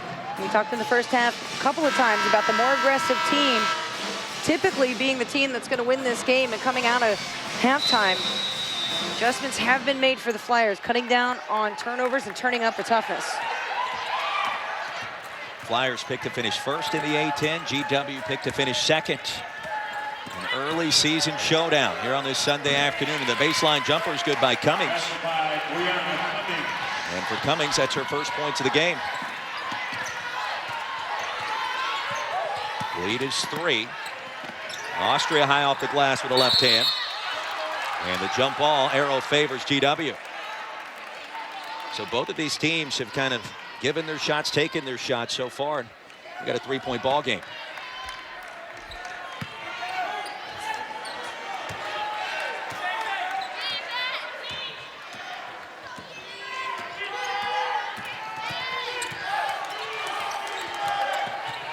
Chase against Austria. Inside to Jones, who's been quiet until now. The up and under by Jonquel Jones, and Jones with 17 points. That's her second pro move of the day. The quick spin, you know, she really lulls you to sleep because of her length, and then all of a sudden she gets low and just spins right off the heels and the waist of her defender. That was Cornelia Sigmundova that she goes around, and then the athleticism in the spin, that's left-handed. You gotta know how to put the right English on this ball for it to go in.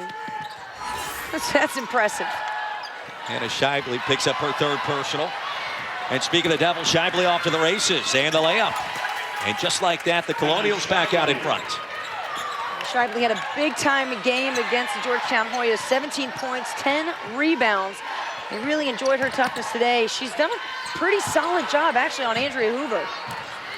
Sigmunda by the miss. Here comes GW once again. Chase. No-look pass inside to Washington for the chippy. A 10-0 run for the Colonials in the last 2 minutes. Well, Lauren Chase has done a really nice job today of setting up her post players, Washington and Jonquel Jones. And another turnover. And Jim Jaber's seen enough. Flyers will call a timeout. And Dayton now with 3 remaining, under 14 to play here at UD Arena. And you get the sense the intensity being ratcheted up a couple of notches. No question about it. This is where, you know, the feel of that first conference game and things started to get tighter along the road. You've already had a somewhat messy game. I think both coaches would tell you so. They're not a team that likes to turn the ball over. So it's time to tighten things up and understand each possession is about your purpose for the season. Well, 2 ranked squads highlight a double dip here on ESPNU. At 8, Montrez Harrell and the 5th-ranked Cardinals face their first ACC road test against the Demon Deacons. And at 10, it's Washington taking on a very dangerous Stanford squad. That's men's college basketball right here on ESPNU, the home court of college hoops. And Brooke, you mentioned the turnover. 17 now for Dayton, 14 for GW. On both sides, that's played a significant role. Quite frankly, these two teams talented enough to avoid those kinds of numbers, aren't they? Yeah, they really are, and so many of them have come unforced. When you watch it, and you slightly shake your head a little bit, like, come on, you guys are better than that. How about that? Shibley. Speaking of English, before Jonquel Jones, how about that shot from Shibley?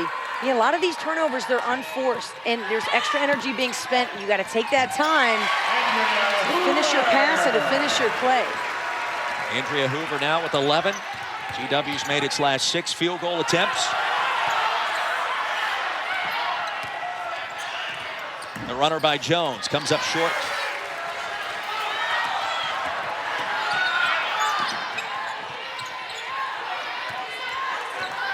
George Washington lead is 3.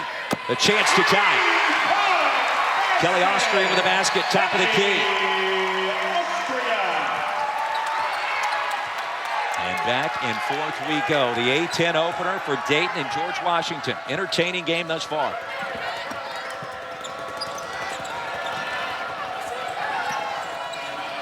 Kyra Washington. Shibley draws the contact.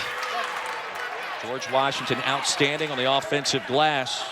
That's been their MO so far this year. That's her third, team's third. Malott picks up her 3rd personal. And Shibley now at the stripe, a 70% free throw shooter.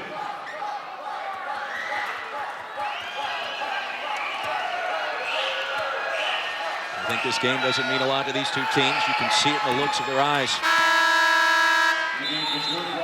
Jonathan Tippis getting a very good player in Shibley. Started 33 games as a freshman.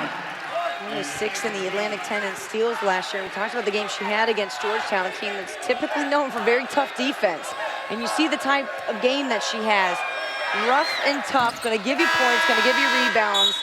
But again, not afraid to get on the floor. Certainly not the scorer that Andrea Hoover is, but when it comes to toughness, I think she'd like to say, yeah, I can challenge her for that role. She's proven that so far today. 2-point lead for the Colonials. Here's a whistle.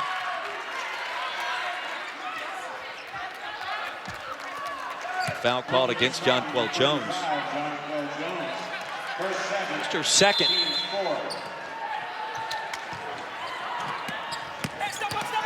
Malott baseline. Errant pass out of bounds, and again the turnover bug biting the Flyers.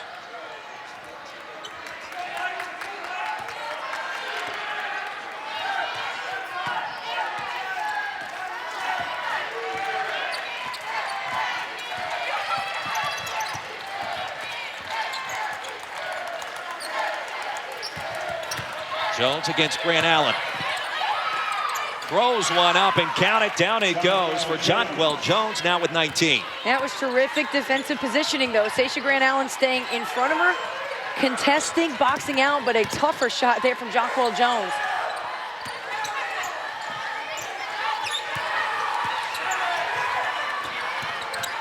Inside, Malott, count the baskets. Allie Malott with 13 and a chance to make it 14. Timeout on the floor, under 12 to play. We've got a good one brewing here in Dayton, Ohio. The Flyers trailing GW by 2. Jonquel Jones, one of the main reasons why she leads all scorers with 19.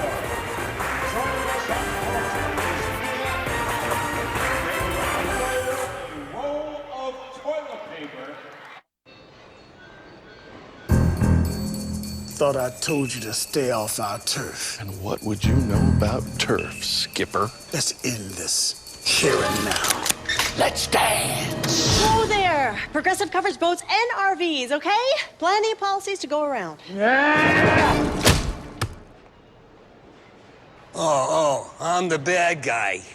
You threw a fish at us, so... Yeah. Coverage for land and sea. Now that's Progressive. The National Championship, Monday, January 12th. They dominated in every way. This was a resounding statement. Elliott, off to the races. The dream continues for the Buckeyes. The National Championship presented by AT&T, Oregon, Ohio State, Monday, January 12th at 8:30 on ESPN. It's time to put before behind you and make after a reality.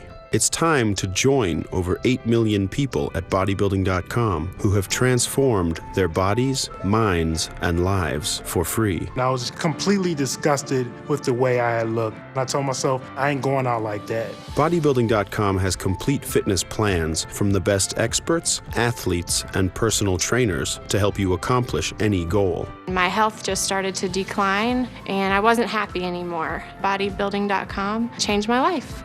Answer a few quick questions, and bodybuilding.com will provide your perfect plan. You can definitely change your life. I'm a prime example of that. I can go on to bodybuilding.com, I can find a plan, and I don't have to pay a dime. It's free. Bodybuilding.com has everything you need to burn fat, build muscle, and become your best self. Go to bodybuilding.com today. Change your life for free.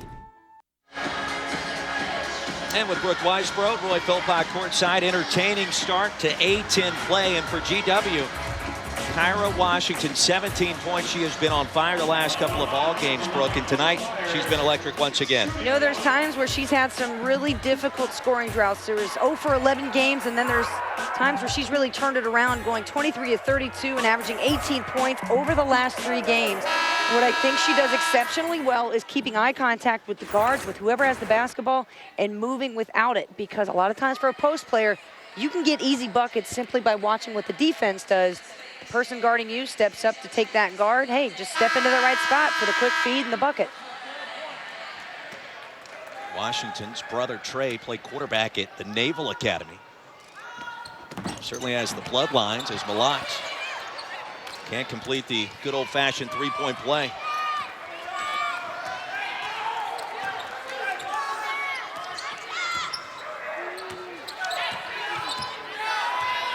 Remains a 2-point advantage for GW. 12 to shoot. They'll whip it around.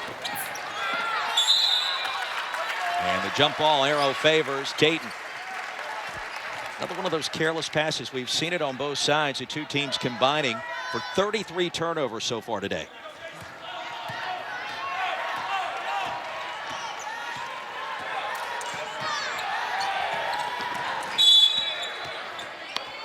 And a foul called. That will go against the Colonials. Alexis Chandler picks up her first personal.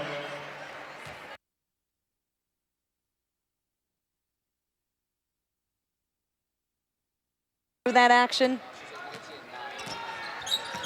Still pick up the foul. It's good if you're Dayton. At the miss. Dayton working hard on the offensive glass. Stay right here. Kyra Washington picks up her third. Shively now with 3. Washington with 3 personals. And a trio of Flyers also with 3 fouls as well. Malott.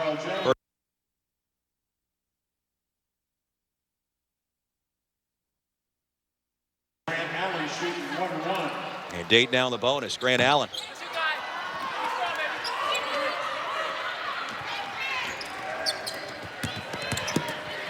Keisha Miller throws one up, an air ball.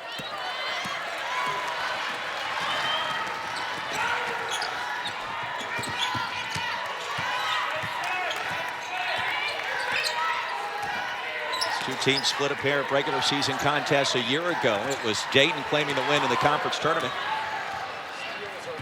After the steal, Jones will shoot a pair. Sasha Grant Allen with the personal. You got to look first at the defense from Shakisha Miller, just literally stripping the ball out of the hands of Andrea Hoover. Doesn't happen too often. Sasha Grant Allen trying to keep up with the speed and the stride of Jonquel Jones. Caught that ball, ooh, just inside the 3-point line, I think. Maybe took a step and a half before she was already at the rim. That's what 6'4" will do for you. That's what a lot of WNBA scouts are going to be looking for and looking at. And you've got a few pro prospect potentials out here, including Sasha Grant Allen. You know, Malott may have a shot at a European level. And of course, the player of the year, Andrea Hoover. A lot of teams would like to have that type of player on the roster. Jones clears the rebound now with 10 boards, a double-double machine. You called her back at our open. 20 points, 10 rebounds for Jonquel Jones.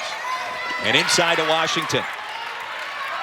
There again, another great example of working well together with Moore and Chase. Washington recognizes the screen coming, rolls, keeps her eye contact, and is rewarded with the basketball. I love how she's moving out there. Hoover forcing the action, count the basket. That's Grant Allen.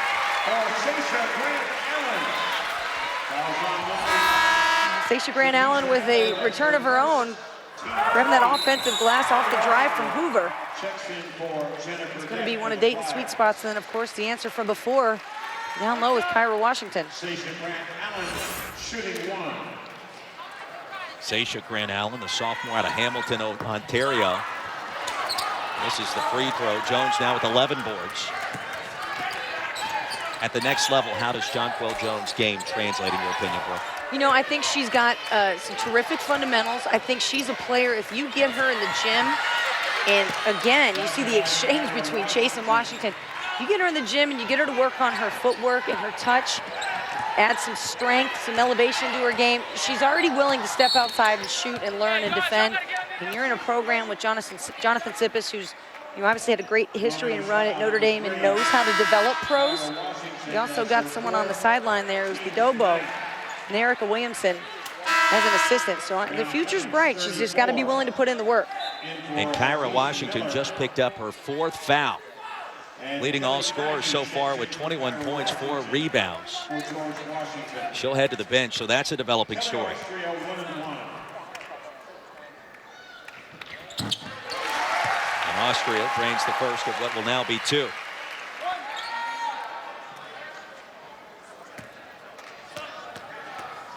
Kelly Austria averaging nearly 10 points per contest. It's 1 of 2 from the line. Grant Allen can't come up with a loose ball.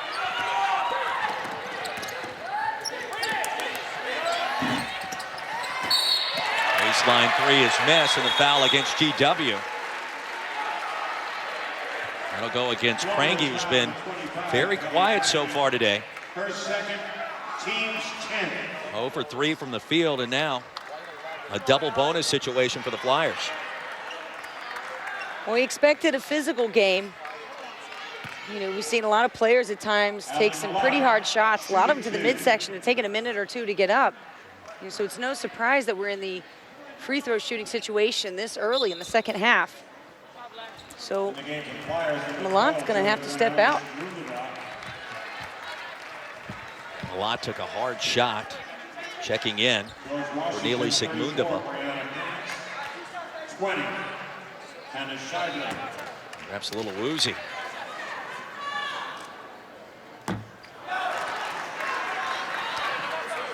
And Dayton in the strike, just 9 of 17 so far. Cornelia Sigmundova, 4 points, make it 5. Under 10 to play here inside UD Arena. It's a 3-point game.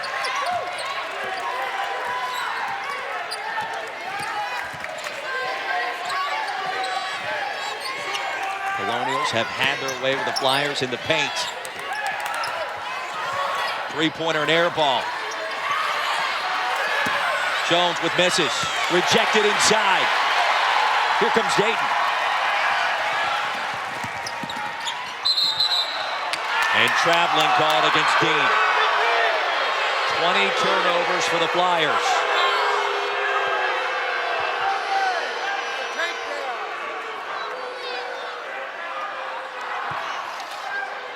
Jim Jaber has seen better days for his team. You see the turnover numbers starting to mount up for both sides.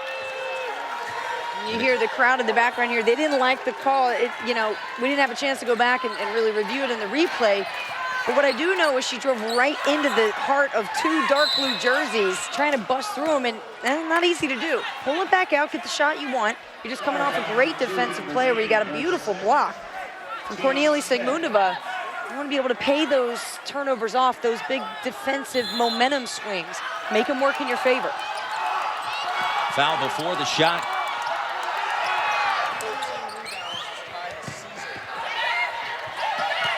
Jones draws the double team. The skip pass. And another jump ball arrow favors GW. Now, did she not have a shot 7 to 8 feet back for the basket? She did. She need to take one more dribble and shoot it into traffic? No. That is one of my biggest pet peeves in the game. You've got so much space, you don't need to take it all the way in and hit contact and hope to get the foul called. Shoot the ball from the mid-range. It's there. It works. 8 on the shot clock. A prayer thrown up by Chase. Hoover clears it.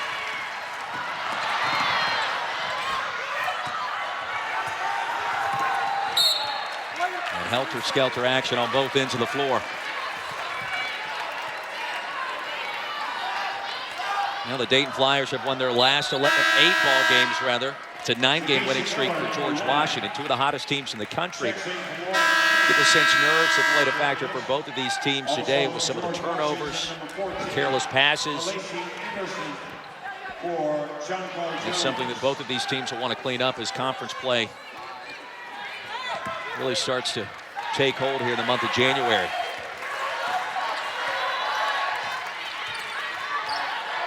And GW now back in his zone defense. Hoover, 50% shooter from distance. Rebound cleared by Dean.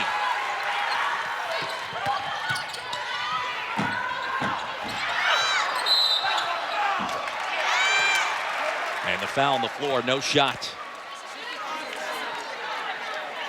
It'll be Dayton basketball when we come back. 57-54. The Colonials a 3-point advantage. 7:46 remaining.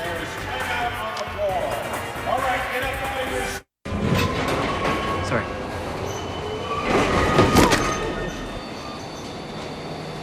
Your morning could use a hand.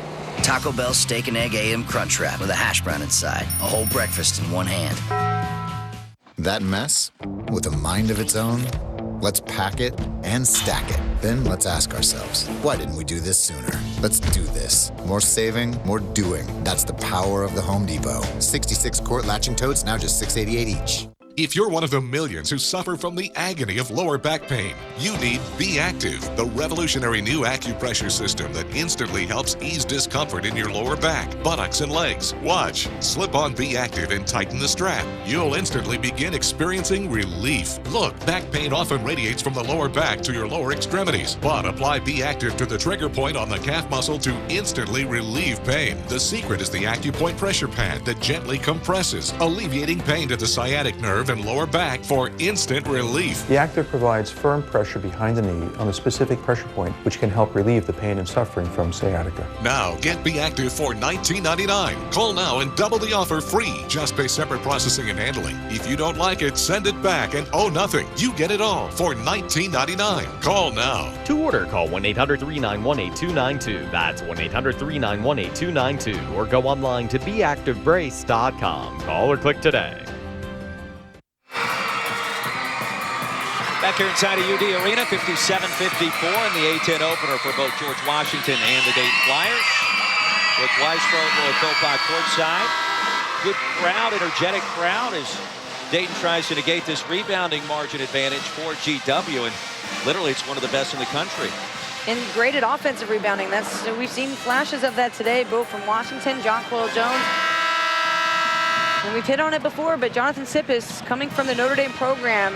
So what you can expect is a balance of scoring, a strong defense, and a side of strong rebounding. They just don't happen to be the third best at it in the country. Dayton riding a 31-game home court winning streak. Their last loss here at UD Arena way back in 2012. Flyers have also won their last 8 games in a row as Grant Allen converts the first of 2. And a big day of action here on the hardwood on ESPNU. Illinois State, Wichita State coming up as soon as we're done here.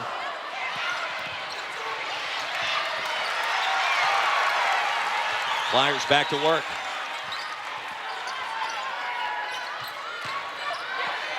Sigmundova.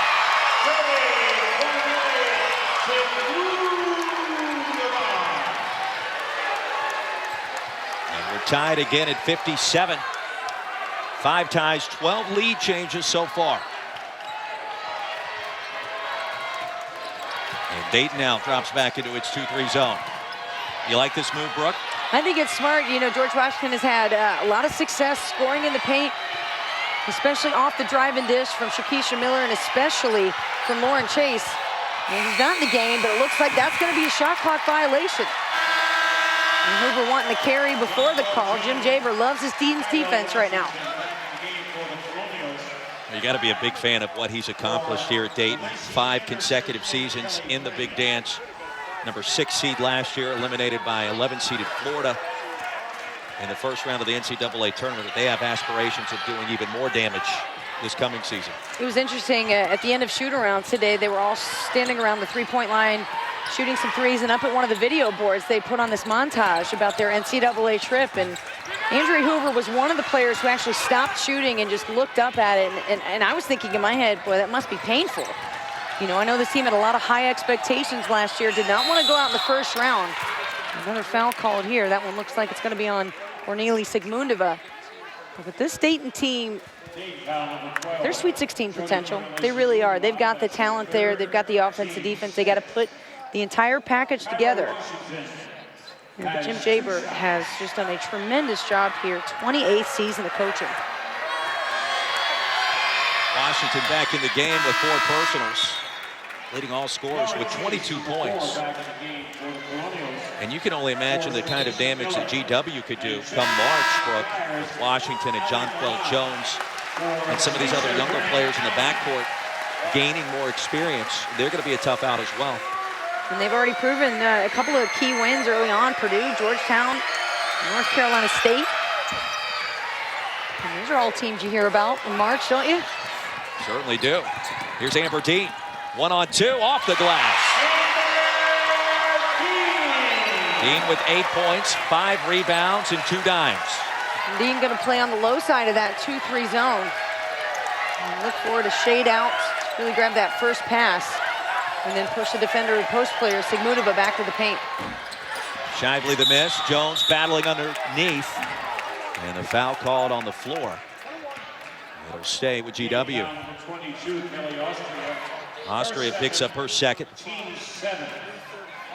Colonials now on the bonus. That'll send Jones to the strike. Jones shooting 1 and 1. Jones 4 out of 6 from the line so far.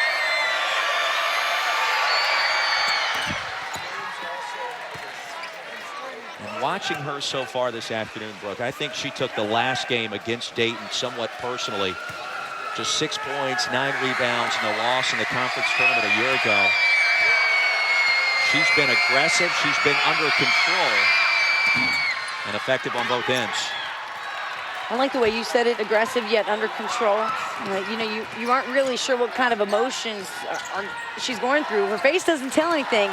Her body language at times kind of subtle, and then all of a sudden, boom, here she comes, she explodes.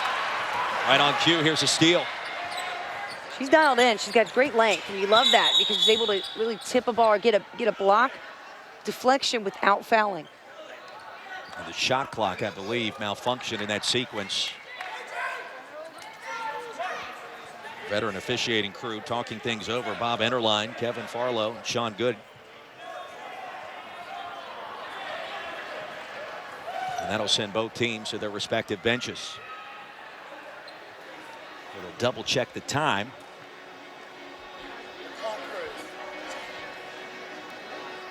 And I believe, Brooke, maybe about 8 to 10 seconds ran off the clock, but did not register. Let's take a look here. Dayton with that last possession. And the steal will come up here from Jones. He should be able, well, it looks like it stopped right about there. And here comes the steal from Jones, so. A lot more time will be taken off. Yeah. Around 12, maybe 15 seconds. And a good catch by our veteran crew. Well, we'll reset the scene for you. Tied at 59. It's been back and forth throughout this Atlantic 10 opener for both teams. Both teams in the bonus, Dayton in the double bonus. And it's been the story of the GW front court. Jonquel Jones with 21, Kyra Washington with 22. And you would think, Brooke, this has got to be the time for Andrea Hoover to maybe take this game over. With all the fouls early, just 11 points. The A-10 player of the year. It's her time. Well, she got called for a couple early fouls in the first half. Dayton was able to work their way through it. George Washington couldn't put themselves ahead. They missed a lot of early, close buckets. And here in the second half, you know, this game has stayed neck and neck. A lot of ugly turnovers, a lot of unforced turnovers. That's to be expected in a rivalry game and in the first conference game of the season for both of these clubs. But you're right, this game has Andrea Hoover written all over it right now. This is her time. And just 11 points so far, but you feel it in her that she really wants to get something going. She's pacing back and forth right now in the timeout. You hate this as a player. You can't stand it. You know, just even as broadcasters, we're sitting here waiting, all right, let's get this game moving. You don't want to lose that momentum and that energy when you're a player out there, and Andrea Hoover can barely even sit still and out there walking around. Has the vibe into February, early March. Teams battling it out in conference play. The physicality, we've seen the number of fouls that have also been called.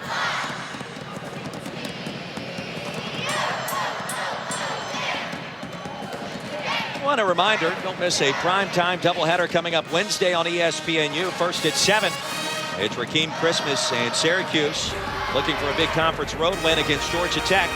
Then it's Perry Ellis and the number 13 Kansas Jayhawks as they begin their quest for their 10th straight Big 12 title against number 22 Baylor. College Hoops double dip begins Wednesday at 7 on ESPNU, the home court of College Hoops. Big day of action here as well. Illinois State, Wichita State will follow us here in Dayton. And I think after all of that, Brooke, we finally got the right time. They took 14 seconds off the game clock, 25 now on the shot clock.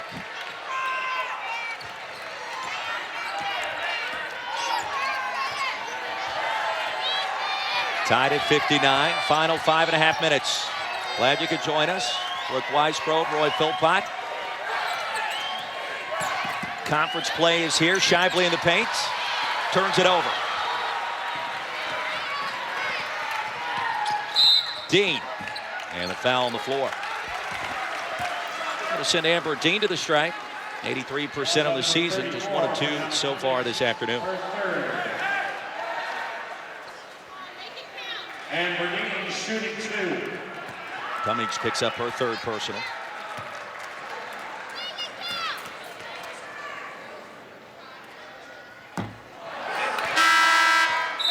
Sasha Grant Allen checks back in the game for the Flyers. Grant Allen checks back in. Well, the future's very bright for Sasha Grant Allen, sophomore. 5 points, about 5 rebounds so far in her young career. Dean makes a second. Flyers back out in front. One of the things I like most about Sasha Grant Allen is her work ethic. I've seen in Dayton a couple of times, gotten a call at a couple of their games. She's consistently one of the first people out here, if not the first. Stays late after practice, comes out to get her work done. And we talk about Jonquil Jones and her ability at the next level. And Sasha Grant Allen is another one of those players who could really break through and to gain some attention at the pro level. 6'5", terrific body, and like I said, just an awesome work ethic. 4 to shoot. Chase throws one up, and the prayer's answered. Lauren Chase, the senior point guard.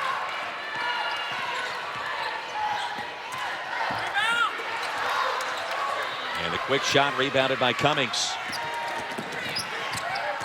Chase missed all of last season with a concussion. Spark plug off this GW bench. And she'll set up the offense. Shibley against Hoover. And out of control, she'll get the bailout whistle. Flyer foul number 55, Sasha Grant Allen. That's her second, team's 8th. Grant Allen picks up her second. Reminder, Illinois State, Wichita State in the Missouri Valley Conference coming up as soon as we're done here. Shooting 2. In the rough and rugged ACC, Louisville, Wake Forest. You better pack your lunch. Right? Well, I was one of those people that said, well, if anybody can really challenge Kentucky, and I mean really challenge them as in like beat them, I thought it was going to be Louisville. And then last Saturday, I sat in a house full of Louisville Cardinal fans, you know, so thinking, okay, well, this feels right, you know, for my prediction here. And then a guy named Willie Cauley-Stein said, nah, I don't think so. The dunk that he had chasing after Montrezl Harrell. Harrell loses his footing and Cauley-Stein picks it up and dunks it. You just thought, well, it's just a difference. There is a difference in ability between what Kentucky is putting out, the product, and the rest of the field. There really is. The way that they won that game and just grinding their way through it 58-50. They can do it in so many different ways. No question. Here's a steal as Dean comes up with a loose ball and a timeout. Jim Jaber called it from the bench. And the Flyers with 2 remaining. 4:03 left. 61-60. George Washington's Lauren Chase throws up a prayer. It's answered, and we got a ball game.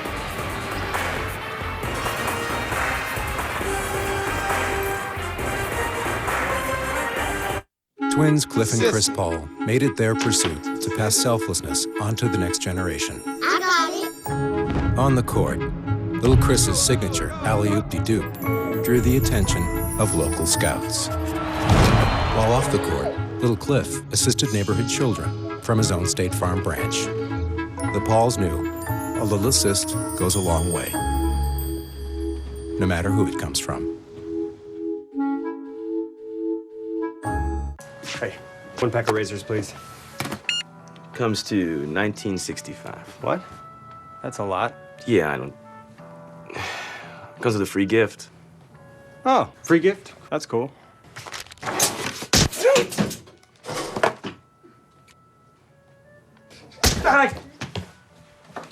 Tired of getting beat up by high razor prices?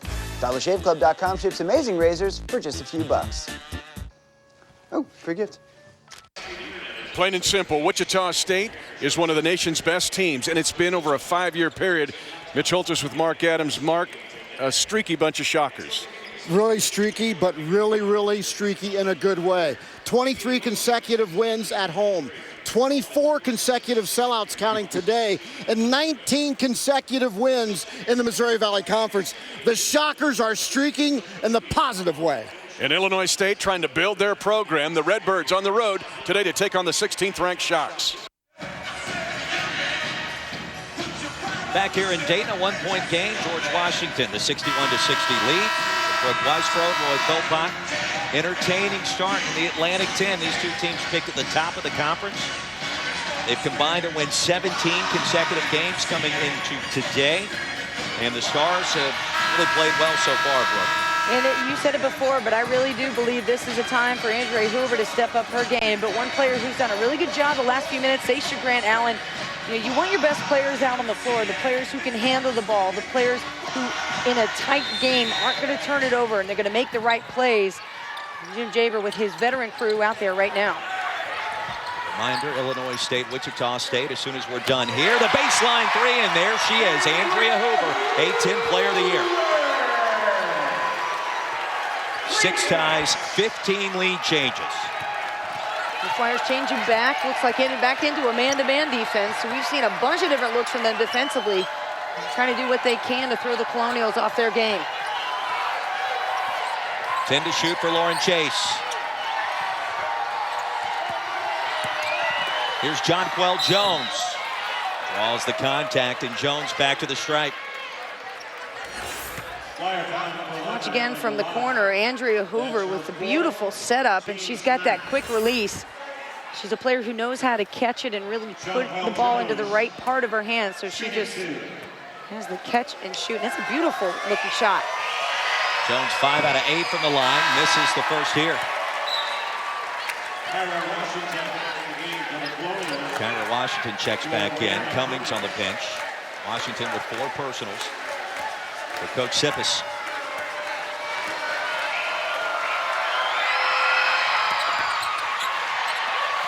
Two costly misses for Jonquel Jones.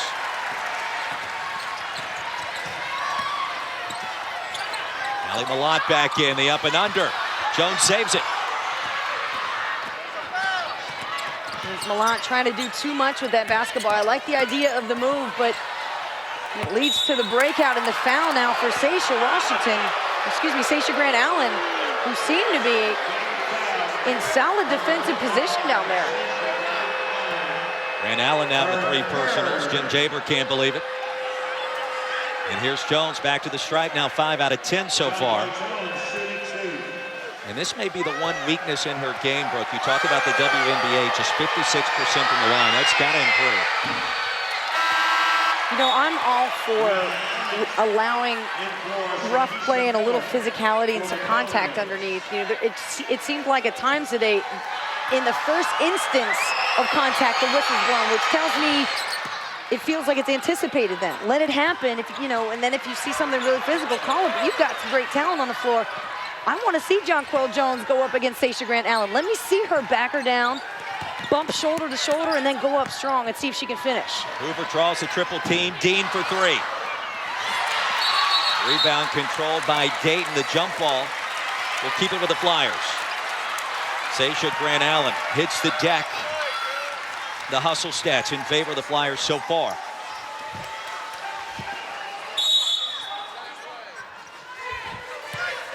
Keep in mind, Dayton has won its last 31 games here inside of UD Arena. A lot at stake in the conference openers for both of these teams. Hoover the miss. And good position by Washington. 22 points, 5 rebounds now for Kyra Washington.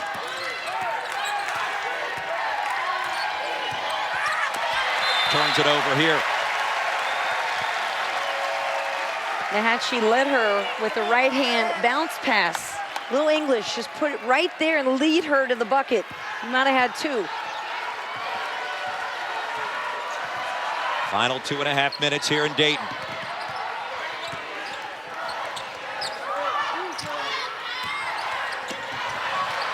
And Hoover turns it over. And a timeout called by George Washington. Well, it looked like she barely held control on the quick whistle yet again, Brooke. Yeah, well, I heard some fans saying behind me, I was thinking the same thing. It didn't look to me like she had possession of the basketball, but Jonathan Sippis sprinting out to the floor to call a timeout. Let's take a look at what Andrea Hoover is doing for these Flyers. A little bit of everything. Pull up mid-range jumper. You know I love that. Here's another one. Painted off with the smooth stroke, the emotion, the intensity from Andrea Hoover, your preseason A-10 Player of the Year. And the drive and dish off the smooth game in transition. And the toughness, can finish left, can finish right, and can hit the corner shot. That's the hardest one right there. She does it with ease. Amazing, too, from three-point range. 35 of 70 for the season coming into this game, 50%. And she has a sweet stroke, as you deemed it. 14.7 rebounds so far today. My offense is running through Andrea Hoover the rest of this game. Exactly. If I'm Jim Jaber, that's what I'm calling. Out of the timeout, GW basketball. The fadeaway for Jones. Wow. She's proven herself. 24 now for the junior. Austria draws the contact. Let's watch this again. Stacia Grant Allen with the step back, the quickness. And that's what you don't see. You just don't see it coming. And then all of a sudden, Jonquel just goes boom in your face. And she's got such long legs that, you know, the step back, she's giving herself separation by a couple of feet. And then she's got this quick release and this nice touch on the jump shot. And Brooke, you got to think too, if George Washington goes ahead and wins this game, this could be a statement/breakout game for Jonquel Jones. These two teams picked to finish at the top of the Atlantic 10 to win on the road, to have this kind of performance. Well, she's one up Andrea Hoover so far. And she's on the radar. I mean, a lot of people do know about Jonquel Jones. She's on the Naismith Trophy watch list. But the majority of college basketball fans aren't going to know her as a superstar. But I'd say today, if you got people watching women's college basketball in this game, they're going to say, oh, okay, I wasn't sure who she was, but now I know. I'll have to keep my eye out for her. I might be seeing her a lot in the future. Shively, an open look. In and out. Washington on the offensive glass. And a reminder, if you're tuning in to watch Illinois State, Wichita State, that game will start on ESPN News while we finish our game here in Dayton. That game will kickstart a very big afternoon of action right here on ESPNU well into the evening. Louisville Wake Forest coming up as soon as we're done in the Missouri Valley. Allie Malott, meanwhile, has fouled out. 13 points, 6 rebounds, but a costly loss now for Dayton Brook. They lose one of their big 6'4" senior out of Middletown, Ohio. You just put in another 6'4" player. How about that? That's a nice luxury. Yeah, go 6'4" to 6'5". No, but certainly Malott, a senior and a terrific defensive player. You do lose leadership, the defense, and proficient offense out of there, especially in crunch time at a tie ball game. Washington 4 out of 7 from the line.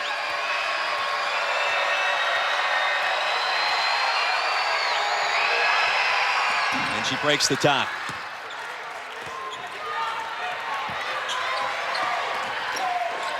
George Washington, the 1-point lead, 65-64. Here comes Andrea Hoover. The stop and pop, short.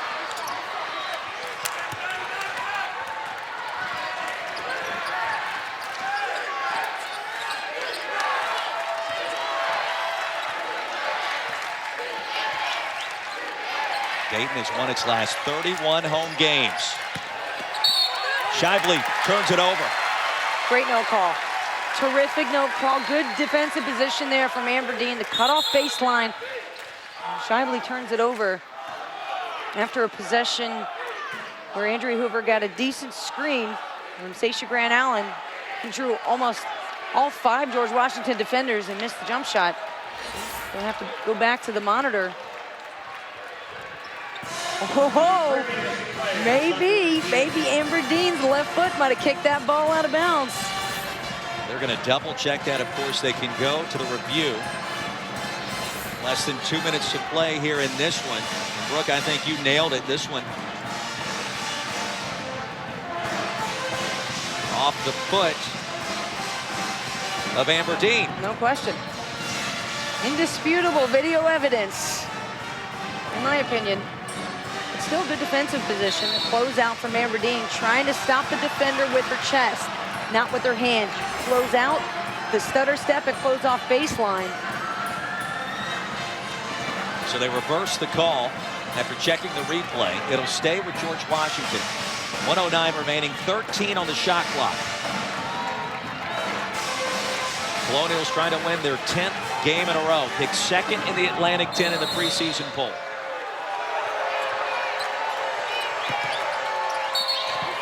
She was out of bounds. She was out of bounds. Boy, that's a critical mistake. Now those are those unforced turnovers you're talking about. You see Chase. Right foot looks like it was still dragging in the red. Did not establish herself back in bounds. Under a minute to play. Flyers need a basket. Austria against Scheibele.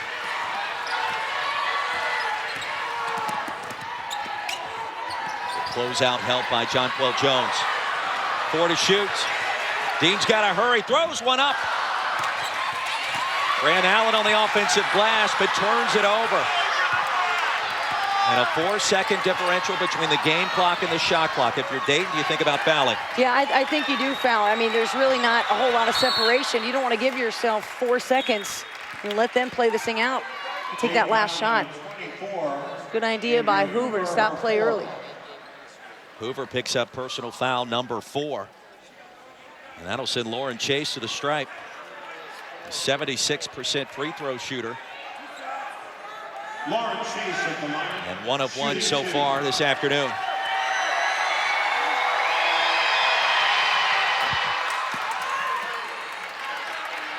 You got to recognize now who the good and the poor free throw shooters are in this game, and for the strength that they've had on the inside. Jonquel Jones shoots just 56% from the line. Kyra Washington, 57%. Keisha Miller back in the contest.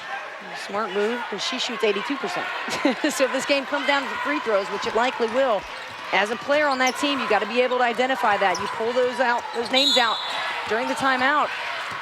Looks like Shakisha Miller going to get called for the hold here. Andrea Hoover was doing everything in her power to get an open look at the three-point line. Instead, heads to the stripe. Her first free throw attempts of the afternoon, Brooke, on the season, as you would expect. 87%, one of the best in the A-10. She was 93% from the line last season. It was third best in the NCAA. You're doing whatever you can if you're George Washington to keep the ball out of the hands of number 24 at crunch time. She will find a way to make it happen. Top 2 teams in the A-10 going right down to the wire after the miss. The rebound controlled by Dayton, trailing by 2 and a timeout. Flyers have 1 remaining. So if you're Jim Jaber, what are you trying to draw up right here, Brooke? You know, what I would like to see happen is the drive and dish. I think you've got your best player in the game with Hoover, no question about it. But you've got Amber Dean who can drive, and you've got to have those field players who, like George Washington, like Jonquel Jones, and especially like how Washington's move without the basketball. George Washington is going to expect you to double team Hoover at this point. So why not use the decoy? If she's got an open shot, go ahead and take it, but allow her to draw that defense in and to see what else is open. Heck, this is one of the biggest strengths of Dayton, and what Jim Jaber told us today is that you can't really just focus on Andrea Hoover. We want to be a multi-dimensional, multi-threat offensive kind of team.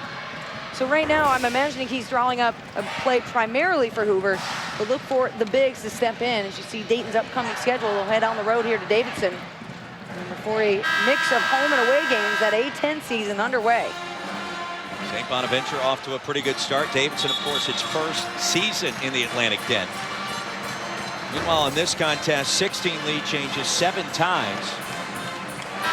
And with 14 and change remaining, the Flyers an opportunity to tie this one up or perhaps go ahead with a 3. This is the kind of game we thought it would be. Back and forth, physical. Both of these programs with legitimate NCAA tournament aspirations. Dayton's been there the last 5 years. George Washington made the WNIT a year ago. Certainly with the talent to get there. Burdett will trigger. Hoover in the paint with the left hand. Grant Allen will have a chance to tie.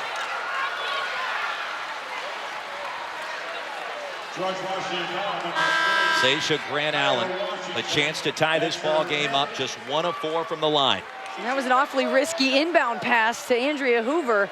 Well, you really felt like there was a chance George Washington could grab that, but the hero, Grant Allen, excuse me, doing a good job of cleaning that up. That's right, and excuse me, Brooke, that'll be the 5th foul against Kyra Washington. So if we go to overtime, that's a massive loss for the Colonials. And what a night it was for Kyra Washington, 23 points, 6 rebounds.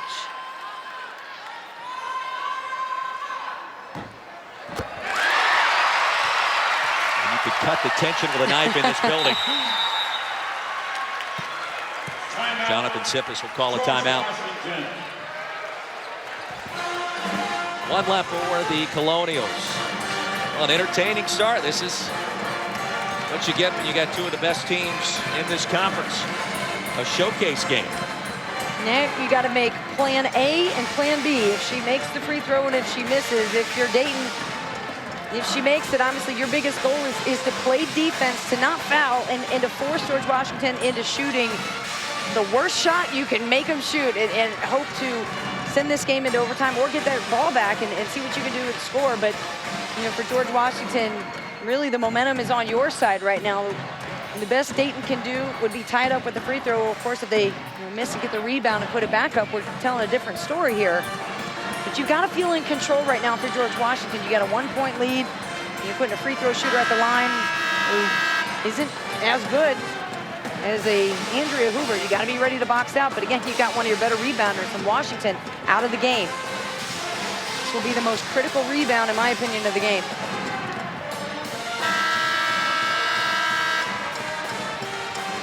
A 31-game home court winning streak for Dayton on the line. Grant Allen, a chance to tie it up at 67.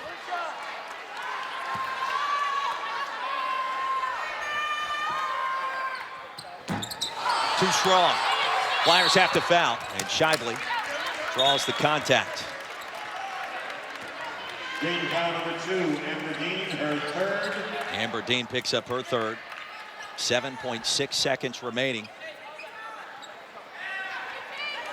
Hannah Shively, shooting 2. And GW in the double bonus.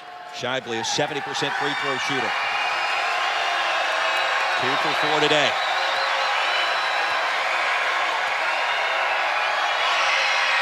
And the lead is 2. It's Tom Sasha Grant Allen over there on the blocks, just looking. She looks like she herself feels like she lost the game, which wouldn't be the case. She's still in it. You know, you got to be able to shake that kind of play off. The form looked good. The free throw didn't follow. This could be a big rebound here.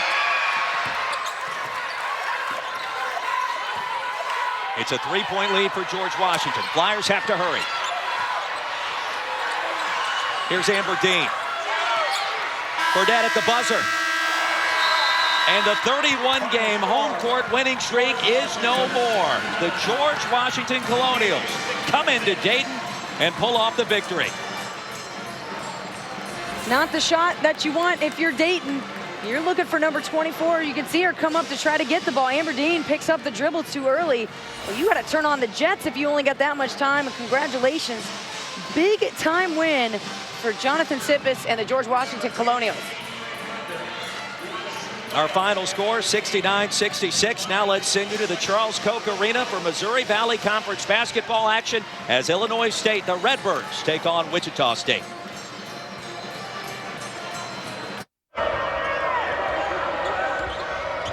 And welcome to America's Renaissance Conference. 16th ranked Wichita State, a team that's been one of the nation's best now over the past 5 years, leading Illinois State 10-8 here in Wichita. Mitch Holtis with you along with Mark Adams.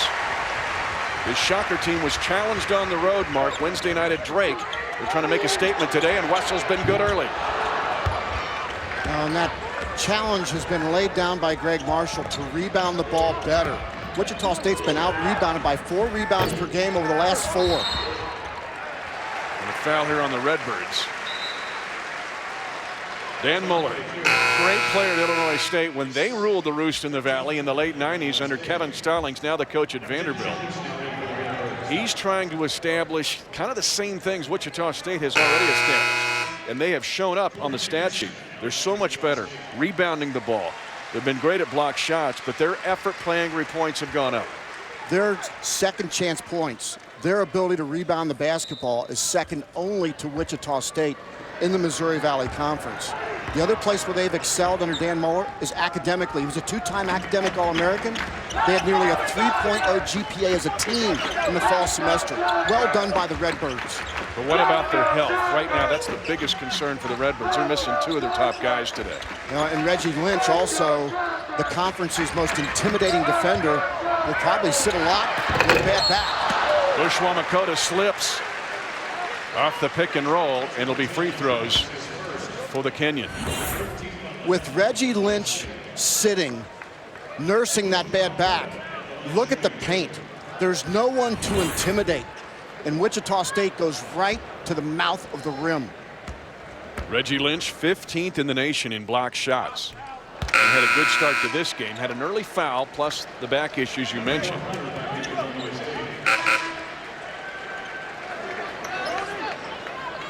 Wamakoto, a junior college transfer. No more on Reggie Lynch.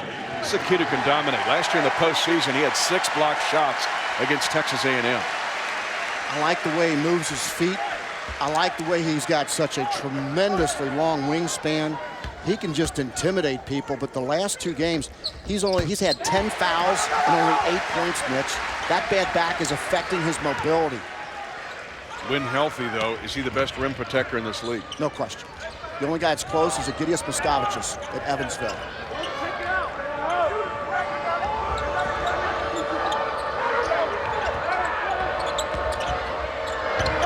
Hunter thought he had an open look, but nice recovery by the Shockers defensively. And then Greg Marshall, he won every National Coach of the Year award there was last year, and why not? They went 35-0 before that narrow loss to Kentucky, and Van Vliet's shot just off. And Greg Marshall has challenged his team to rebound the basketball with a new drill called the NBA. No babies allowed. It has been a bloodbath here in Wichita to get rebounds for the Shockers. Normally their way of life, but Drake out-hustled them on Wednesday night. Again, an unpardonable sin in this program. Henderson.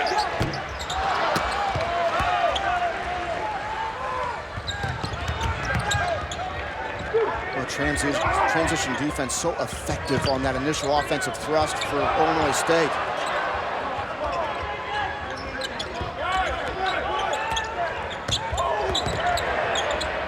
Knight trying to create. Paris Lee's already hit a 3. But that one long. Illinois State, the second best rebounding team in the conference, does not have an offensive rebound yet. And they're shooting 30%. Illinois State's hit a couple 3s, however, to keep them within striking distance. But speaking of striking distance, the freshman from Dallas, Corey Henderson, the coach's son, hits his 7th 3 in 19 attempts. And why was he so open? Ball movement. Very effective.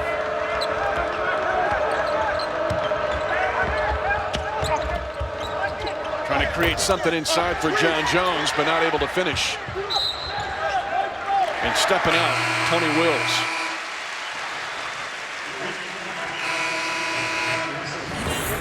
The ball movement from one side to the opposite side. Expand, contract the defense